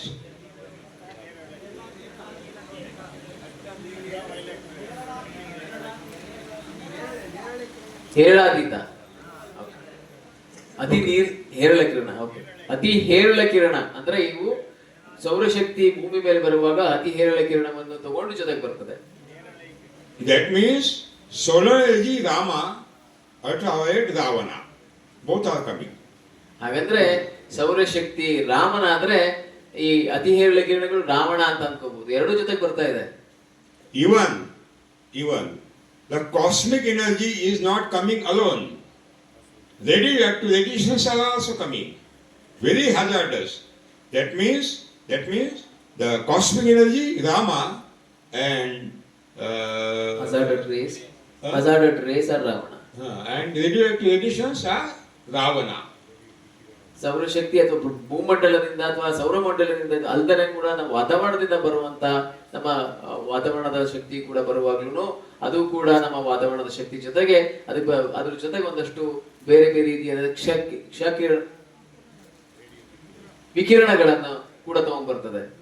Both are created by the God. Why? ಎರಡೂ ಕೂಡ why Ravana? Why not only Rama? ಎರಡೂ ಕೂಡ ದೇವರ ಸೃಷ್ಟಿ. ರಾಮನ್ನು ಸೃಷ್ಟಿ ಮಾಡಿದ್ದು ದೇವರೇ, ರಾವಣನ ಸೃಷ್ಟಿ ಮಾಡಿದ್ದು ದೇವರೇ. ಬರೀ ರಾಮನೇ ಯಾಕೆ ಸೃಷ್ಟಿ ಮಾಡಲಿಲ್ಲ ದೇವರು? Because the God want to survive the fittest. No weakest can survive. ದೇವರಿಗೆ ಯಾರಿಗೆ ಶಕ್ತಿ ಇರ್ತದೋ ಅವ್ರು ಉಳ್ಕೊಳ್ಳುವಂತ ವ್ಯವಸ್ಥೆ ಮಾಡಬೇಕಾಗಿದೆ. ಹಾಗಾಗಿ ಇಬ್ಬರನ್ನೂ ಸೃಷ್ಟಿ ಮಾಡಿದ್ದಾನೆ ಯಾವೊಂದು ಶಕ್ತಿಯನ್ನ ವೃದ್ಧಿಸ್ಕೊಳ್ಳೋದಕ್ಕೋಸ್ಕರ. Next generation of the fittest animal or human will become more stronger and they will survive. Biodiversity will be continued. But if weaker person will lose the immunity, ultimately they will suffer by the diseases and their race will be stopped. So God has created the beauty system, the survival of the fittest. Those who are fitter, they can survive. Those who are weaker, they can't survive. ದೇವರು ಸೃಷ್ಟಿ ಮಾಡಿರುವಂತ ಶಕ್ತರನ್ನ ಈ ಯಾರು ಉಳ್ಕೋತಾರೆ ಶಕ್ತನಾಗಿರ್ತಾನೆ ಅವ್ನು ಮಾತ್ರ ಉಳ್ಕೊಳಕ್ ಸಾಧ್ಯ. ನಿಶಕ್ತರು ಅಥವಾ ಅಶಕ್ತರು ರೋಗಗಳಿಗೆ ತುತ್ತಾಗಿ ಅಥವಾ ಕಾಯಿಲೆಗಳಿಗೆ ತುತ್ತಾಗಿ ಅವರು ಮುಂದಿನ ಪೀಳಿಗೆಯನ್ನ ವೃದ್ಧಿ ಮಾಡ್ಲಿಕ್ಕೆ ಆಗೋದಿಲ್ಲ. ಹಾಗೆ ಮುಂದಿನ ಪೀಳಿಗೆಯನ್ನ ಮನುಷ್ಯ ಆಗ್ಲಿ ಪ್ರಾಣಿ ಆಗ್ಲಿ ಮತ್ತೊಂದು ಪ್ರತಿ ಜೀವ ಸಂಕುಲವು ಮುಂದಿನ ಪೀಳಿಗೆ ವೃದ್ಧಿ ಮಾಡ್ಬೇಕು ಅಂದ್ರೆ ಶಕ್ತರಿಂದ ಮಾತ್ರ ಸಾಧ್ಯ, ಅಶಕ್ತರಿಂದ ಸಾಧ್ಯ ಇಲ್ಲ. ಹಾಗಾಗಿ ಶಕ್ತರನ್ನ ಉಳಿಸೋದಕ್ಕೋಸ್ಕರ ಈ ವ್ಯವಸ್ಥೆ ನಡೀತಾ ಇದೆ. When these ultraviolet rays are coming, radioactive radiations are coming, God has created a very beautiful system to absorb these ultraviolet rays and radioactive radiations by the ozone layer. There is an ozone layer upon our atmosphere which absorbs the ultraviolet rays, which absorbs the radioactive radiation, and clean energy is coming on the earth.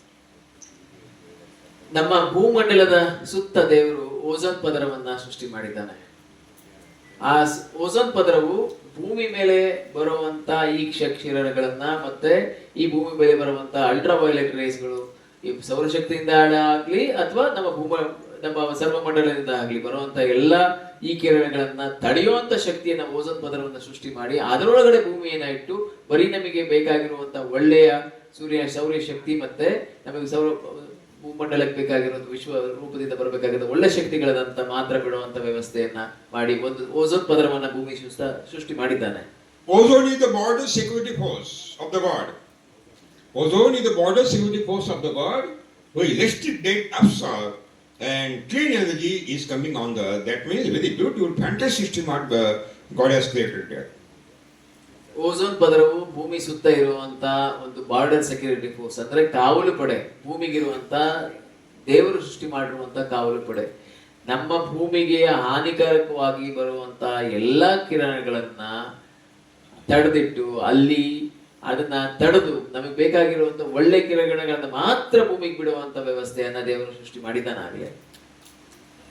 If the ozone is not there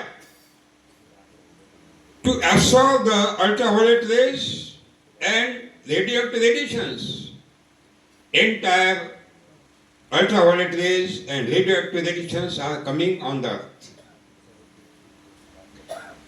ಈ ozone ಪದರ ಭೂಮಿ ಸುತ್ತ ಇಲ್ಲ ಅನ್ನೋ ಪರಿಸ್ಥಿತಿ ಆದ್ರೆ ನೇರವಾದಂತ ಕ್ಷಕಿರಣಗಳು ಮತ್ತೆ ಅಲ್ಲಿ ಬರುವಂತ ಹಾನಿಕಾರಕವಾದಂತ ಕಿರಣಗಳು ನೇರವಾಗಿ ಭೂಮಿಗೆ ಬರುವಂತ ವ್ಯವಸ್ಥೆ ಆಗ್ತಾ ಇತ್ತು. And it is happened. Greenhouse gases have destroyed the ozone layer. Greenhouse gases destroyed the ozone layer. As a result, the ultraviolet rays and radioactive radiations are coming straight on the surface of the earth, and they start a huge destruction process in the human body and plant body and entire environmental factors. ಈಗ ಆಗ್ತಾ ಇದೆ ಅದು ozone ಪದರವನ್ನ ಹಾಳಾಗುವಂತ ಪ್ರಕ್ರಿಯೆ ನಡೀತಾ ಇದೆ ಕೂಡ. ಹೇಗೆ ಅಂದ್ರೆ ನಮ್ಮ ಹಸಿರು ಮನೆ ಅನಿಲಗಳನ್ನ ಉತ್ಪಾದನೆ ಆಗ್ತಿರೋದ್ರಿಂದ ನಾವು ಮಾಡ್ತಿರುವಂತ ಪ್ರಕ್ರಿಯೆಗಳಲ್ಲಿ ಹಸಿರು ಮನೆ ಅನಿಲವನ್ನ ಉತ್ಪಾದನೆ ಮಾಡಿ ಈ ಓಝೋನ್ ಪದರವನ್ನ ಹಾಳು ಮಾಡ್ತಾ ಇದೀವಿ. ಹಾಗಾಗಿ ಓಝೋನ್ ಪದರ ಆದ ತಕ್ಷಣ ಅಲ್ಟ್ರಾವೈಲೆಟ್ ಕಿರಣಗಳು ಮತ್ತೆ ಬೇರೆ ಬೇರೆ ರೇಡಿಯೇಷನ್ಗಳು ನೇರವಾಗಿ ಭೂಮಿ ಮೇಲೆ ಬೀಳ್ತಾ ಇರೋದ್ರಿಂದ ಮನುಷ್ಯನ ದೇಹದ ಮೇಲಾಗ್ಲಿ ಅಥವಾ ಪ್ರತಿಯೊಂದು ಜೀವಿಯ ಮೇಲೆ ಮತ್ತೆ ಗಿಡಗಳ ಮೇಲೆ ದೇಹದ ಮೇಲೆ ಕೂಡ ವಿಪರೀತ ಪರಿಣಾಮವನ್ನ ಉಂಟು ಮಾಡ್ತಾ ಇದೆ ಆಗ್ಲೇ. These greenhouse gases, that means carbon dioxide, nitrous oxide, methane, chlorofluorocarbon, FCFC, and other few greenhouse gases which are responsible for global warming climate change. What is happened? If there is no ozone there, and we have lost the ozone, we have destroyed the ozone, your ultraviolet rays are coming straight on the surface of the leaves. The radioactive radiations are straight coming on the surface of the leaves. They enter in the stomata, leaves. They damage the cell membrane. They damage the chloroplast. They damage the DNA structure. Ultimately, the gene sequence is disturbed. Ultimately, the production is reduced in large quantity. And they lose the immunity. Crops are damaged by the insect and disease attack. It is happened. It is happened. ನಾವು ozone ಪದರವನ್ನ ಹಾಳು ಮಾಡಿರೋದ್ರಿಂದ ultraviolet ಕಿರಣಗಳು ಅಥವಾ ಬೇರೆ ಬೇರೆ ರೇಡಿಯೇಷನ್ಗಳು ನೇರವಾಗಿ ಎಲೆಯ ಪದರದ ಮೇಲೆ ಬಿದ್ದು ಸ್ಟೊಮೆಟೋದ ಒಳಗೆ ರಂಧ್ರದೊಳಗೆ ಹೋಗಿ ಅದರೊಳಗಡೆ ಆಹಾರ ಪ್ರಕ್ರಿಯೆಯನ್ನು ಕಡಿಮೆ ಮಾಡಿ ಆಹಾರ ಮತ್ತೆ ಶಕ್ತಿ ಕಮ್ಮಿ ಆದಂತ ಕ್ಷಣದಲ್ಲಿ ಆ ಗಿಡದ ಮೇಲೆ ರೋಗ ಮತ್ತೆ ಕೀಟಬಾಧೆಗಳು ದಾಳಿ ಮಾಡಕ್ ಶುರು ಮಾಡಿ ಆಗ ಗಿಡದಲ್ಲಿರುವಂತಹ DNA ಒಟ್ಟಾರೆ ವ್ಯವಸ್ಥೆ ಕೂಡ ಬದಲಾಗಿ ಈ ಮಾಮೂಲಿ ಇದ್ದಂತ ವ್ಯವಸ್ಥೆ ಬೇರೆ ಬೇರೆ ವಿರೂಪಕ್ಕೆ ತಿರುಗುವಂತ ವ್ಯವಸ್ಥೆ ಆಗೋಗಿದೆ ಆಗ್ಲೇ ಇದು ಆಗ್ತಾ ಇದೆ ಆಗ್ಲೇ Satyu, organic farming, cow-based farming, chemical farming are responsible for global warming and climate change, emitting huge quantity of the greenhouse gases. Not certain method. ಈಗ ಸ್ನೇಹಿತರೆ ಈಗ ಮಾಡ್ತಿರುವಂತ ರಾಸಾಯನಿಕ ಕೃಷಿ ಅಥವಾ ಸಾವಯವ ಕೃಷಿ ಅಥವಾ ಬೇರೆ ಬೇರೆ ಕೃಷಿ ಪದ್ಧತಿಗಳಲ್ಲಿ ನಾವು ಮಾಡ್ತಿರುವಂತ ಪ್ರಕೃತಿಯಲ್ಲಿ ಈ ತರದಾದಂತ ನಮ್ಮ ಹಸಿರ ಮನೆ ಅನಿಲಗಳನ್ನ ಉತ್ಪಾದನೆ ಆಗಿರುವಂತದ್ದು ನಮ್ಮ ಓಝೋನ್ ಪದರವನ್ನ ಹಾಳು ಮಾಡ್ತಿರೋದ್ರಿಂದ ಈಗಾಗಲೇ ನಮಗೆ ಆಗ್ತಿರುವಂತ ವಿಪರೀತ ಪರಿಣಾಮಗಳಿಗೆ ನೇರವಾದ ಹೊಣೆಗಳಾಗ್ತಾ ಇದೆ ಈಗಾಗಲೇ. When entire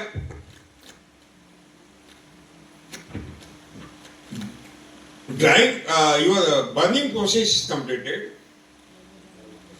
only 1.5% white ash remain on the platform. ನೀವು ಯಾವಾಗ ಈ ಒಣಗಿಸಿದಂತ ನಮ್ಮ ಬೆಳೆಯನ್ನ ಸುಟ್ಟ ಮೇಲೆ 22 ಗ್ರಾಮ್ 100 kg 22 kg ಇದ್ದಂತ ಆ ಒಣ ಹುಲ್ಲು ಅಥವಾ ಒಣ ಬೆಳೆ ಸುಟ್ಟ ಮೇಲೆ ನಿಮಗೆ 1.5 gram 1.5 kg right sir 1.5 kg 1.5 kg. 1.5 kg ಅಷ್ಟು ಬಿಳಿ ಬೂದಿ ಉಳಿತದೆ ನಿಮ್ಮ ಆ ಸಿಮೆಂಟ್ ನ White ash. ಬಿಳಿ ಬೂದಿ. And this white ash means these are the nitrogen, phosphate, potash, calcium, magnesium, sulfur, and all.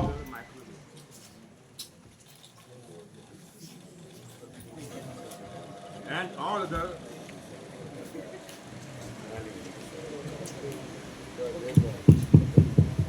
all the other micronutrients. Hello ಈ 1.5 kg ಅಂದ್ರೆ ನೈಟ್ರೋಜನ್ ಆಗಿರ್ಬೋದು, ನಮ್ಮ ಕ್ಯಾಲ್ಸಿಯಂ ಆಗಿರ್ಬೋದು, ಫಾಸ್ಫರಸ್ ಆಗಿರ್ಬೋದು, ಪೊಟ್ಯಾಶ್ ಆಗಿರ್ಬೋದು, ಇವೆಲ್ಲವೂ ಕೂಡ ಈ 1.5 kg ನಮ್ಮ ಅಂಶಗಳು ಇಲ್ಲಿ ಬೂದಿಯಾಗಿ ಉಳ್ಕೊಂಡಿರುತ್ತೆ. The nitrogen fixing bacteria absorb the nitrogen from the atmosphere and to the root without any human existence, free of cost. ಈ ನೈಟ್ರೋಜನ್ ಹೀರುವಂತ ಸೂಕ್ಷ್ಮಾಣುಜೀವಿಗಳು ತಂತಾನಾಗಿ ನೈಟ್ರೋಜನ್ ಹೀರ್ಕೊಳ್ತದೆ, ಯಾವುದೇ ರೀತಿಯಾದಂತ ಮನುಷ್ಯನ ಅಸ್ತಿತ್ವ ಇಲ್ಲದೆ. In the soil, there are 3 forms of the phosphate: single particle phosphate, double particle phosphate, and multiple particle phosphate. ಭೂಮಿಯಲ್ಲಿ 3 ವಿಧವಾದಂತಹ ಫಾಸ್ಫೇಟ್ಗಳು ಇರ್ತದೆ. ಒಂದು ಸಿಂಗಲ್ ಮಾಲಿಕ್ಯುಲರ್ ಫಾಸ್ಫೇಟ್, ಏಕಲ್ ಕಣ, ದ್ವಿಕಣ, ಏಕಕಣ ಫಾಸ್ಫೇಟ್, ದ್ವಿಗುಣ ಫಾಸ್ಫೇಟ್ ಮತ್ತು ತ್ರಿಗುಣ phosphate. The roots want only single particle phosphate. ಭೂಮಿಯಲ್ಲಿರುವಂತಹ ಬೇರುಗಳಿಗೆ ಏಕಕಣ ಫಾಸ್ಫೇಟ್ ಅವಶ್ಯಕತೆ ಮಾತ್ರ ಇರ್ತದೆ. In the soil, there is no single particle phosphate existed. ಭೂಮಿ ಒಳಗಡೆ ಏಕಕಣದ ಫಾಸ್ಫೇಟ್ ಅಸ್ತಿತ್ವ ಇರೋದಿಲ್ಲ. In the soil, ದ್ವಿಕಣ, ತ್ರಿಕಣ is existed. ಭೂಮಿ ಒಳಗಡೆ ದ್ವಿಗುಣ ಮತ್ತೆ ತ್ರಿಗುಣ ಆಕಾರದ ಫಾಸ್ಫೇಟ್ ಮಾತ್ರ ಇರ್ತದೆ. That means mono orthophosphate is required for the root. ಹಾಗಾಗಿ ಭೂಮಿಯಲ್ಲಿರುವಂತ ಬೇರುಗಳಿಗೆ ಏಕಕಣದ ಫಾಸ್ಫೇಟ್ ಮಾತ್ರ ಅವಶ್ಯಕತೆ ಇದೆ. Mono orthophosphate is not existed in the soil. ಏಕಕಣದ ಫಾಸ್ಫೇಟ್ ಭೂಮಿ ಒಳಗಡೆ ಅಸ್ತಿತ್ವ ಇಲ್ಲ. Diorthophosphate are existed, triorthophosphate are existed. ದ್ವಿಗುಣ ಅಥವಾ ತ್ರಿಗುಣವಾದಂತ ಫಾಸ್ಫೇಟಿನ ಅಸ್ತಿತ್ವ ಮಾತ್ರ ಇರ್ತದೆ. The roots cannot take the dvikana, trikana. ಬೇರುಗಳು ದ್ವಿಗುಣ ಮತ್ತೆ ತ್ರಿಗುಣವನ್ನ ತಗೊಳಕ್ ಆಗೋದಿಲ್ಲ. That means the ekal kana, single kana, monovalent orthocalcium phosphate is the available form, and divalent, trivalent are non-available form. ಏಕಕಣ ಆದ್ರೆ ಬೇರಿಗೆ ಸಿಗುವಂತ ರೂಪದಲ್ಲಿ ಇರ್ತದೆ, ದ್ವಿಗುಣ ಮತ್ತು ತ್ರಿಗುಣ ಆದ್ರೆ ಬೇರುಗಳಿಗೆ ಸಿಗುವಂತ ರೂಪದಲ್ಲಿ ಇರೋದಿಲ್ಲ. You go to the dense forest, you cut down any leaf of any plant, investigate in any laboratory, you will not see single deficiency of phosphate and nitrogen.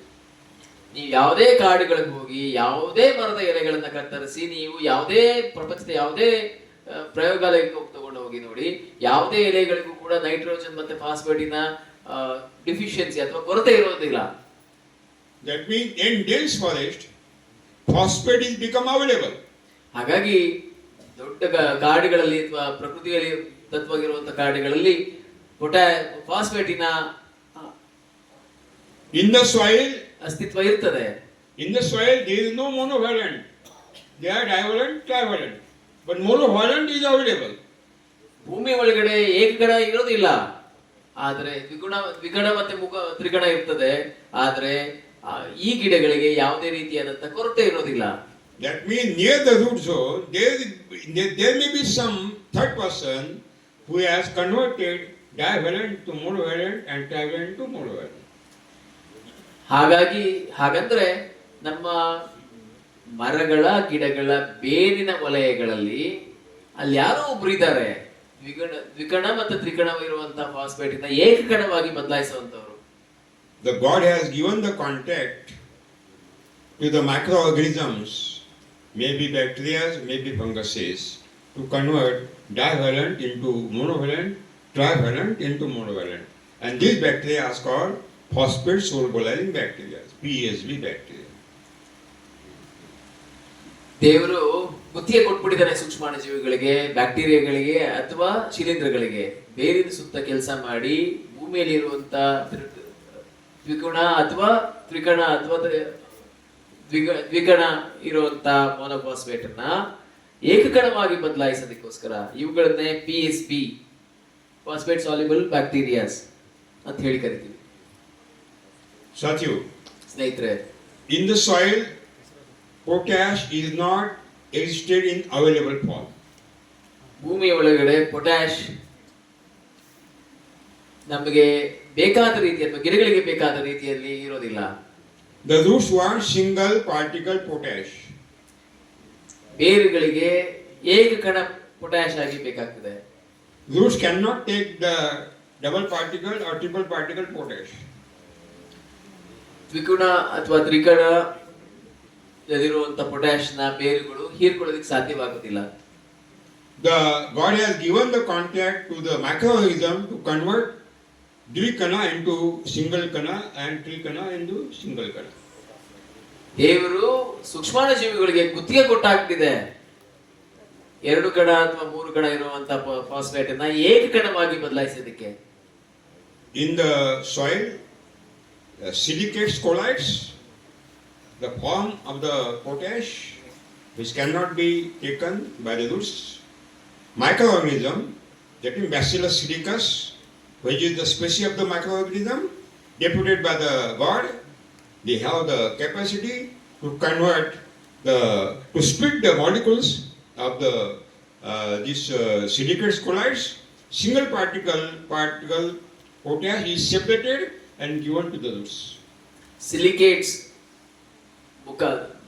Silicates ತರ ಇರುವಂತ ಆ ಪೊಟ್ಯಾಶ್ ಭೂಮಿ ಒಳಗಡೆ ಇದ್ದದನ್ನ Bacillus silicus ಜೀವಾಣು, ಬ್ಯಾಸಿಲಸ್ ಸಿಲಿಕಸ್ ಜೀವಾಣುಗಳು ಅದನ್ನ ಏಕಕಣವಾಗಿ ಬದಲಾಯಿಸಿ ಬೇರುಗಳಿಗೆ ಬೇಕಾದ ರೀತಿಯಲ್ಲಿ ಬದಲಾಯಿಸಿ ಕೊಡುವಂತ ವ್ಯವಸ್ಥೆಯನ್ನ ಈಗಾಗಲೇ ಬ್ಯಾಕ್ಟೀರಿಯಾಗಳು ನಡೆಸ್ತದೆ. Yesterday we have seen soil is enriched by all macronutrients. What are the claims are done by the LCD? Totally wrong. Soil is Annapurna. ನಿನ್ನೆ ನಾವು ನೋಡಿದೀವಿ ಭೂಮಿಯಲ್ಲಿ ಗಿಡಗಳು ಬೆಳೆಯಬೇಕಾಗಿರುವಂತ ಎಲ್ಲ ಪದಾರ್ಥಗಳು ಅಥವಾ ಎಲ್ಲ ಪೋಷಕಾಂಶಗಳು ಇದೆ ಅಂತ ಹೇಳಿ ಅದಕ್ಕೆ ಭೂಮಿಯನ್ನ ಅನ್ನಪೂರ್ಣೆ ಅಂತ ಕರೆಯುವಂಥದ್ದು. But what are the nutrients are existing in the soil? They are not in available form. They are in non-available form. ಭೂಮಿಯಲ್ಲಿರುವಂತ ಎಲ್ಲಾ ಪೋಷಕಾಂಶಗಳು ಗಿಡಗಳಿಗೆ ಬೇಕಾದ ರೀತಿಯಲ್ಲಿ ಇರೋದಿಲ್ಲ, ಅದು ಬೇಡವಾದ ರೀತಿಯಲ್ಲಿ ಇರ್ತದೆ. That means they are not having in the roti stage, cooked stage. They are non-cooked stage. That means raw joda. ಅದು ಭೂಮಿ ಒಳಗಡೆ ರೊಟ್ಟಿಯಾಗಿರೋದಿಲ್ಲ, ಬರೀ ಜೋಳವಾಗಿರುತ್ತೆ. ಜೋಳವನ್ನ ನೇರವಾಗಿ ತಿನ್ನಕ್ಕಾಗೋದಿಲ್ಲ. ರೊಟ್ಟಿಯಾಗಿರೋದಿಲ್ಲ. ರೊಟ್ಟಿಯನ್ನ ನೇರವಾಗಿ ತಿನ್ಬೋದು ನಾವು. Calcium, magnesium, sulfur, and all the micronutrients are existing in the soil, non-able form. The God has given the contact to microorganisms and enzymes to convert non-able into available form to supply to the roots. ಭೂಮಿ ಒಳಗಡೆ ಸಲ್ಫೈರ್, calcium, potash, magnesium ಎಲ್ಲವೂ ಕೂಡ ಇದೆ. ಆದ್ರೆ ಬೇರುಗಳಿಗೆ ಬೇಕಾದಂತ ರೀತಿಯಲ್ಲಿ ಅಥವಾ ಆ ಗಿಡಗಳಿಗೆ ಆಹಾರವನ್ನು ಉತ್ಪಾದನೆ ಮಾಡಬೇಕಾದಂತ ರೀತಿಯಲ್ಲಿ ಇರೋದಿಲ್ಲ. ಆ ಉತ್ಪಾದನೆ ಮಾಡುವಂತ ರೀತಿಗೆ ಬದಲಾಯಿಸೋದಕ್ಕೆ ಬ್ಯಾಕ್ಟೀರಿಯಾಗಳಿಗೆ ಮತ್ತೆ ಸೂಕ್ಷ್ಮಾಣುಜೀವಿಗಳಿಗೆ ಮತ್ತೆ ಎನ್ಸೈಮ್ಸ್ ಗಳಿಗೆ ಆ ಕಾಂಟ್ರಾಕ್ಟ್ ನ ದೇವರು ಕೊಟ್ಟಾಗಿದೆ. The God has not given the contact to the human being. The God has given the contact to the microorganisms. ದೇವರು ಈ ಗುತ್ತಿಗೆಯನ್ನ ಮನುಷ್ಯರಿಗೆ ಕೊಟ್ಟೇ ಇಲ್ಲ, ಸೂಕ್ಷ್ಮಾಣುಜೀವಿಗಳಿಗೆ ಕೊಟ್ಟಿರುವಂತದ್ದು. That means microorganisms are the who cook the food. ಸೂಕ್ಷ್ಮಾಣುಜೀವಿಗಳು ಅಂದ್ರೆ ಅಡಿಗೆ ಮಾಡುವಂತವರು, ಯಾರು ಅದು ಬೇಯಿಸುವಂತವರು, ಬದಲಾಯಿಸುವಂತವರು. And Satyu, where there is a factory of this microorganism, human being cannot create the microorganism in the factory. Not at all. In the laboratory, cell division are taken place, cells are multiplied, not created at all. ಈ ಸೂಕ್ಷ್ಮಾಣುಜೀವಿಗಳನ್ನ ಯಾವುದೇ ಕಾರ್ಖಾನೆಯಲ್ಲಿ ಸೃಷ್ಟಿ ಮಾಡ್ಲಿಕ್ಕೆ ಸಾಧ್ಯ ಇಲ್ಲ, ಯಾವುದೇ ಮನುಷ್ಯನಿಂದ ಸೃಷ್ಟಿ ಮಾಡಕ್ ಸಾಧ್ಯ ಇಲ್ಲ. ಆದರೆ ಮನುಷ್ಯನು ಅದನ್ನ ವೃದ್ಧಿ ಮಾಡಬಹುದು, ಅದನ್ನ ಬೇರ್ಪಡಿಸಬಹುದು ಅಷ್ಟೇ. There is only one factory the God has given in which all the microorganisms are created, and that is the intestine of the local cow. ಒಂದೇ ಒಂದು ಕಾರ್ಖಾನೆ ದೇವರು ಕೊಟ್ಟಿದ್ದಾನೆ ಎಲ್ಲವನ್ನು ಸೃಷ್ಟಿ ಮಾಡ್ಲಿಕ್ಕೆ, ಅದು ನಮ್ಮ ದೇಶಿ ಹಸುವಿನ ಕರಳು. ದೇಶಿ ಆಕಳೆ, ನಾಟಿ ಹಸು.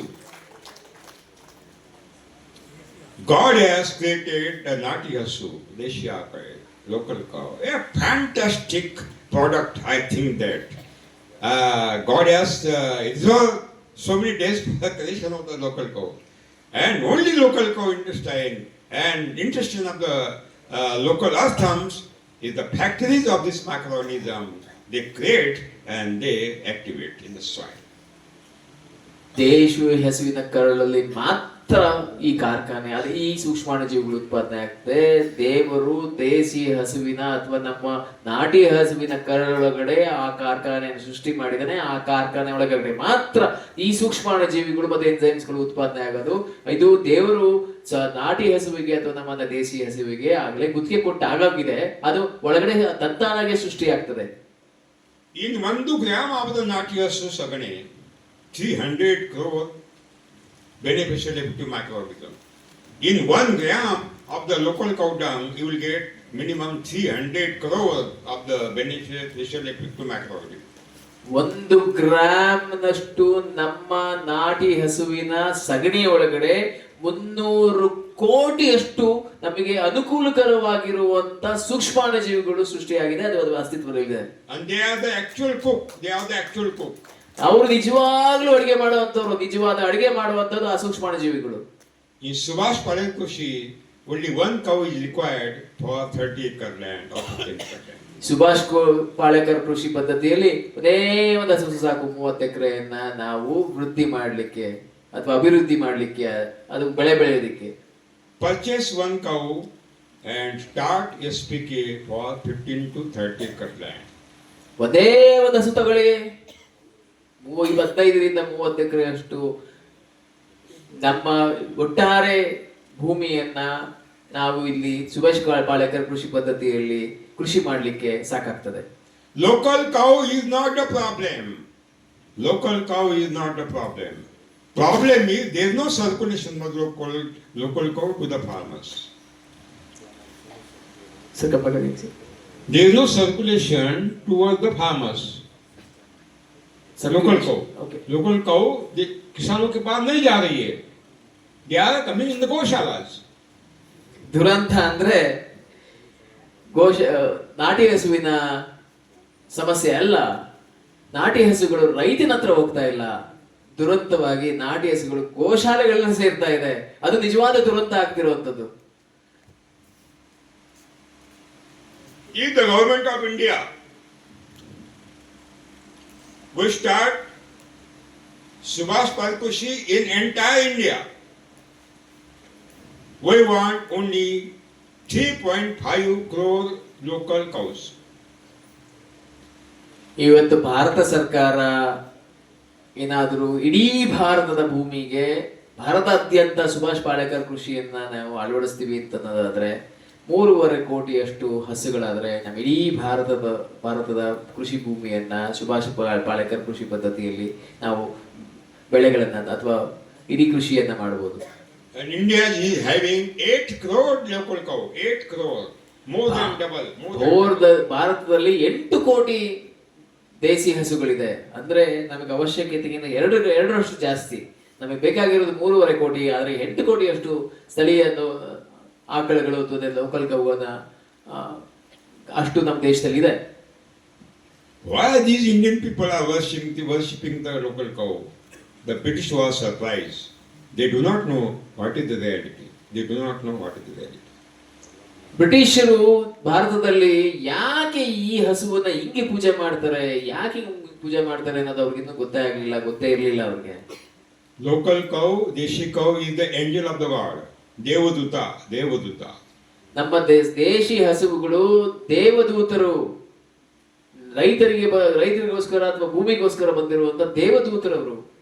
And when you prepare Jivamrutam, Gana Jivamrutam from the Deshi local cow dung, and you use the Jivamrutam when you are in the soil, entire microorganisms spread out in the soil, they convert non-available to available form, they convert non-cooked the cooked form, and entire nutrition are available to the roots. No manure, no fertilizer is to be purchased and utilized. ನೀವು ನಮ್ಮ ದೇಶಿ ಹಸುವಿನ ಸಗಣಿ ಗಂಜಲವನ್ನು ಬಳಸಿ ಜೀವಾಮೃತವನ್ನ ಮಾಡಿ ನಮ್ಮ ಕೃಷಿ ಭೂಮಿಗೆ ಕೊಟ್ಟಂತ ಪರಿಸ್ಥಿತಿಯಲ್ಲಿ ಅಲ್ಲಿ ಇರುವಂತ ಖನಿಜಾಂಶಗಳು, ಲವಣಾಂಶಗಳನ್ನ ಭೂಮಿಯಲ್ಲಿರುವಂತ ಗಿಡಗಳಿಗೆ ಬೇಕಾಗಿರುವಂತ ರೀತಿಯಲ್ಲಿ ಬದಲಾಯಿಸುವಂತ ಸೂಕ್ಷ್ಮಾಣುಜೀವಿಗಳು ತಂತಾನಾಗಿ ಇಡೀ ಭೂಮಿಯ ಪೂರ್ತಿ ಹರಡೋದ್ರಿಂದ ಅಲ್ಲಿ ನಿಮಗೆ ನಿಮ್ಮೇ ಭೂಮಿಯಲ್ಲಿರುವಂತ ಲವಣಾಂಶಗಳು ಮತ್ತು ಲವಣಾಂಶಗಳು ಮತ್ತೆ ಪೋಷಕಾಂಶಗಳು ಗಿಡಗಳಿಗೆ ಬೇಕಾಗಿರೋ ರೀತಿಯಲ್ಲಿ ಈ ಸೂಕ್ಷ್ಮಾಣುಜೀವಿಗಳು ಜೀವಾಮೃತದಿಂದ ಭೂಮಿಗೆ ಸೇರಿ ಭೂಮಿಯಿಂದ ಅಲ್ಲಿರುವಂತ ಪರಿವರ್ತನೆ ಮಾಡಿ ಗಿಡಗಳಿಗೆ ಸಿಗುವಂತೆ ಮಾಡ್ತದೆ. Which cow gives the maximum milk is not usable in the farm. ಯಾವ ಹಸು ಜಾಸ್ತಿ ಹಾಲನ್ನ ಕೊಡ್ತದೆ ಅದನ್ನ ನೀವು ಬಳಸುವಂತದ ಅವಶ್ಯಕತೆ ಇಲ್ಲ. Because entire energy is utilized in the your milk development and your calf development. ಯಾಕೆಂದ್ರೆ ಆ ಹಸುವಿನ ಸಂಪೂರ್ಣ ಶಕ್ತಿ ಹಾಲಿನ ಉತ್ಪಾದನೆಗೆ ಹೋಗ್ತದೆ, ಹಾಲಿನಿಂದ ಕರುವಿನ ಬೆಳವಣಿಗೆಗೋಸ್ಕರ ಹೋಗ್ತದೆ. ಹಾಗಾಗಿ ಆ ಹಸುವಿನ ಅವಶ್ಯಕತೆ ಕಮ್ಮಿ ಇಲ್ಲಿ. As a result, the dung quality, urine quality is lost. ಯಾವಾಗ ಸಂಪೂರ್ಣ ಶಕ್ತಿ ಹಾಲಿಗೆ ಹೋಗ್ತದೆ, ಅದರ ಸಗಣಿ ಮತ್ತೆ ಗಂಜಲದ ಅದರ ಕ್ವಾಲಿಟಿ ಅಂತ ಹೇಳ್ತೀವಿ, ಅದು ಗುಣಮಟ್ಟ ಏನಾಗ್ತದೆ, ಕಮ್ಮಿ ಆಗ್ತದೆ. That means those cows who are high yielding cows, just like ghee, is not eligible in the agriculture. ಹಾಗಾಗಿ ಅತಿ ಹೆಚ್ಚು ಹಾಲು ಕರೆಯುವಂತ ದೇಶಿ ಹಸುಗಳು ನಮ್ಮ ಈ ಪದ್ಧತಿಗೆ ಅವಶ್ಯಕತೆ ಇಲ್ಲ. ಉದಾಹರಣೆಗೆ ಗಿರ್ ಹಸುವಿನಂತ ಉತ್ಪಾದನೆ ಆಗುವಂತ ಗಂಜಲ ಆಗಲಿ ಸಗಣಿ ಇದಕ್ಕೆ ಬೇಕಾಗಿರುವಂತ ಗುಣಮಟ್ಟವನ್ನ ಅದರ ಸಗಣಿ ಹೊಂದಿರೋದಿಲ್ಲ. But in our cow, local cow, Krishna Kathi, Malnad Gidda, Kasaragod Gidda, Highland Dog, and all other breeds in Karnataka, Hallikar, Amrutmal, Amrutmal, fantastic breeds of the local cow the Karnataka state is having, and these are the best cow breeds for agriculture. ನಮ್ಮ ದೇಶೀಯ ಹಸು ನಮ್ಮ ಕರ್ನಾಟಕ ಪ್ರದೇಶದಲ್ಲಿರುವಂತಹ ಹಸುಗಳಾದಂಥ ಕಾಸರಗೋಡು ಗಿಡ್ಡ, ಕೃಷ್ಣ, ನಮ್ಮ ಮಲ್ನಾಡ್ ಗಿಡ್ಡ, ಹಳ್ಳಿಕಾರ್, ಅಮೃತ್ ಮಹಲ್ ಇವೆಲ್ಲವೂ ಅತ್ಯುತ್ತಮವಾದಂತ ನಮ್ಮ ದೇಶೀಯ ತಳಿಗಳು ನಮ್ಮ ಜೀವಾಮೃತ ಮತ್ತೆ ಸುಭಾಷ್ ಪಾಳೇಕರ್ ಕೃಷಿಯನ್ನು ಮಾಡ್ಲಿಕ್ಕೋಸ್ಕರ ಇರುವಂತ ಗುಣಮಟ್ಟ ಇರುವಂತ ಸಗಣಿ ಮತ್ತೆ ವೆಚ್ಚಲವನ್ನು ಉತ್ಪಾದನೆ ಮಾಡುವಂತವು. Jersey Holstein is not a cow, it is another animal. Jersey ಮತ್ತೆ HF ಗಳು ಹಸುಗಳಲ್ಲ, ಅದು ಬೇರೆ ಪ್ರಾಣಿನೇ. I open challenge to scientists. You have to prove that Jersey Holstein is a cow. Open ನಾನು challenge. ಬಹಿರಂಗವಾದಂತ ಒಂದು ಸವಾಲನ್ನ ಇಸ್ತಾ ಇದ್ದೀನಿ ಎಲ್ಲಾ ವೈಜ್ಞಾನಿಗಳಿಗೆ. ಅವರು ಇದನ್ನ ಹಸು ಅಂತ HF ಮತ್ತೆ ಜೆರ್ಸಿ ಹಸುಗಳನ್ನ ಹಸು ಅಂತ ಹೇಳಿ ಅವರು ಸಾಬೀತುಪಡಿಸಬೇಕು ಅಂತ ಹೇಳಿ. Local cow is dependent on the Zebu family. Zebu family. Zebu. Bos indicus is the species. Local cow has the species Bos indicus. Bos indicus belong to Zebu family. ನಮ್ಮ ದೇಶೀಯ ಹಸುಗಳು ಬಾಸ್ ಇಂಡಿಕಸ್ ಜೇಬು ವಂಶಕ್ಕೆ ಸೇರಿದಂತವು. Kutumbam. ಕುಟುಂಬ ವಂಶ. And Jersey Holstein Bos taurus. Boss Taurus. Taurus. Okay. Bos taurus. That means species are totally different. Jersey ಮತ್ತೆ HF ಹಸುಗಳು boss taurus ಅನ್ನುವಂತ ಬೇರೆ ಕುಟುಂಬಕ್ಕೆ ಸೇರಿದಂತದ್ದು. ಹಂಗಾಗಿ ಅದು ಬೇರೆನೇ ಯಾವುದು. Those who are hum, ಯಾವುಗಳಿಗೆ ಭುಜ ಇದೆ that is the cow. ಅದು ಹಸು. Jersey Holstein is not having hum. It is not a cow. It is a dangerous animal. Jersey ಮತ್ತೆ HF ಗಳಿಗೆ ಭುಜ ಇಲ್ಲ, ಅದು ಹಾನಿಕಾರಕವಾದಂತ ಪ್ರಾಣಿ. Deshi local cow is having the tulip. Welcome. What is called? ಗಂಧೆಗಳು ನಮ್ಮ ದೇಶಿ ಹಸುಗಳಿಗೆ ಗಂಧೆಗಳಿರುತ್ತೆ. I know. Okay, no. ಇರುತ್ತಲ್ವಾ? In Jersey Holstein, no tulip. No tulip. Because it is HF not a cow. ಜೆರ್ಸಿಗಳಲ್ಲಿ ಇರೋದಿಲ್ಲ, ಗಂಧೆಗಳು ಇರೋದಿಲ್ಲ. Local cow breeds are having variable size of the horns. It is not seen in Jersey Holstein. ನಮ್ಮ ದೇಶೀಯ ಹಸುಗಳಲ್ಲಿ ವಿವಿಧ ರೀತಿಯಾದಂತಹ ಕೊಂಬುಗಳನ್ನು ನೋಡ್ತಾ ಹೋಗ್ಬೋದು. ಬೇರೆ ಬೇರೆ ಜಾತಿಗಳಿಗೆ ಬೇರೆ ಬೇರೆ ತರ. ಆದ್ರೆ ಜೆರ್ಸಿ ಮತ್ತೆ HF ಗಳಲ್ಲಿ ಕೊಂಬೆ ಇಲ್ಲ. Even the intestine of the Deshi cow and intestine of the structure of the intestine of the Deshi cow and structure of the intestine of the Jersey Holstein is totally different. ಮತ್ತೆ ನಮ್ಮ ದೇಸಿ ಹಸುವಿನ ಒಳಗಿನ ಕರುಳಿನ ಚಿತ್ರಣ ಮತ್ತು ರಚನೆ, HF ಮತ್ತು Jersey ಹಸುಗಳ ಒಳಗಿನ ಕರುಳಿನ ಮತ್ತೆ ಚಿತ್ರಣ ಮತ್ತು ರಚನೆ ಎರಡು ಬೇರೆ ಬೇರೆನೆ. I have tested the dung and urine of the local cow in the laboratory. I have tested the dung and urine of the Jersey Holstein in the laboratory. I have seen a vast differences are there. 1 gram of the local cow dung will get minimum 300 microorganisms, and in 1 gram of the Jersey Holstein dung, not more than 70 lakh maximum pathogenic bacteria. ನಾನು ಪ್ರಯೋಗಶಾಲೆಗಳಲ್ಲಿ ಇವುಗಳನ್ನ ಅಂದ್ರೆ ನಮ್ಮ ದೇಸಿ ಹಸುವಿನ ಸಗಣಿಯನ್ನ ನಾನು ಪರೀಕ್ಷಿಸಿದ್ದೇನೆ. ಅಲ್ಲಿ ಸರಿಸುಮಾರು 300 ಕೋಟಿಗಿಂತ ಹೆಚ್ಚು ಸೂಕ್ಷ್ಮಾಣುಜೀವಿಗಳು ಅಲ್ಲಿ ಕಾಣಿಸ್ತಾ ಹೋಗ್ತದೆ. ಆದ್ರೆ HF ಮತ್ತೆ ಜೆರ್ಸಿಯ ಸಗಣಿಯಲ್ಲಿ ನಿಮಗೆ 70 ಲಕ್ಷದಷ್ಟು ಕಾಣಿಸೋದಿಲ್ಲ. ಜಾಸ್ತಿ ಹಾನಿಕಾರಕವಾದಂತ ಸೂಕ್ಷ್ಮಾಣುಜೀವಿಗಳು ಕಾಣಿಸ್ತದೆ ಅದರಲ್ಲಿ. Jersey Holstein seems like cow, but it is not a cow. Jersey Holstein seems like pig, but it is not a pig. Eat another animal, cow pig. HF Jersey ಹಸುಗಳ ತರ ಕಾಣುತ್ತೆ, ಇನ್ನೊಂದ್ ತರ ನೋಡಿದ್ರೆ ಹಂದಿಗಳ ತರ ಕಾಣುತ್ತೆ. ಅದು ಹಂದಿನೂ ಅಲ್ಲ, ಹಸುನೂ ಅಲ್ಲ, ಇದು ಬೇರೆನೇ ಪ್ರಾಣಿ. Even the characters of the local cows, 32 characters on Zebu family. That means 32 characters are registered in local cow. None of the characters is registered in Jersey Holstein.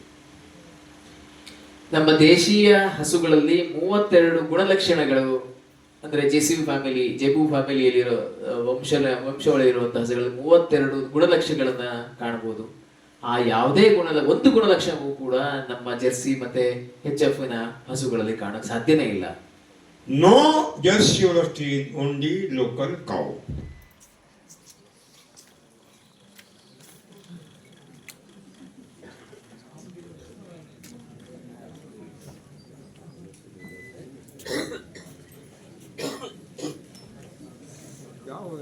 Okay,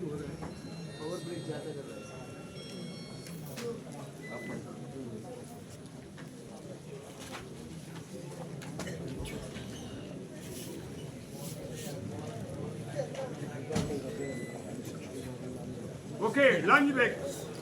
ಸರಿ, ಲಂಚ್ ಬ್ರೇಕ್ ಇವಾಗ ಊಟದ ವಿರಾಮ. 2 ಗಂಟೆಗೆ ಊಟಕ್ಕೆ ಬಿಟ್ಟಿದ್ದೀವಿ. 2:30ಕ್ಕೆ ವಾಪಸ್ ಇರಬೇಕು. ತುಂಬಾ ವಿಚಾರಗಳು ಹಂಗೆ ಉಳ್ಕೊಳ್ತಾ ಇದೆ. ಎಷ್ಟು ಬೇಗ ಬರ್ತೀರೋ ಅಷ್ಟು ಜಾಸ್ತಿ ವಿಚಾರ ಸಿಗುತ್ತೆ. ಯಾರಿಗೆಲ್ಲ ವಿಚಾರದ ಹಸುವಿದೆ ಅವರೆಲ್ಲ ಬೇಗ ಬನ್ನಿ. ಯಾರಿಗೆಲ್ಲ ಊಟದ ಹಸುವಿದೆ ಲೇಟಾಗಿ ಬನ್ನಿ. 2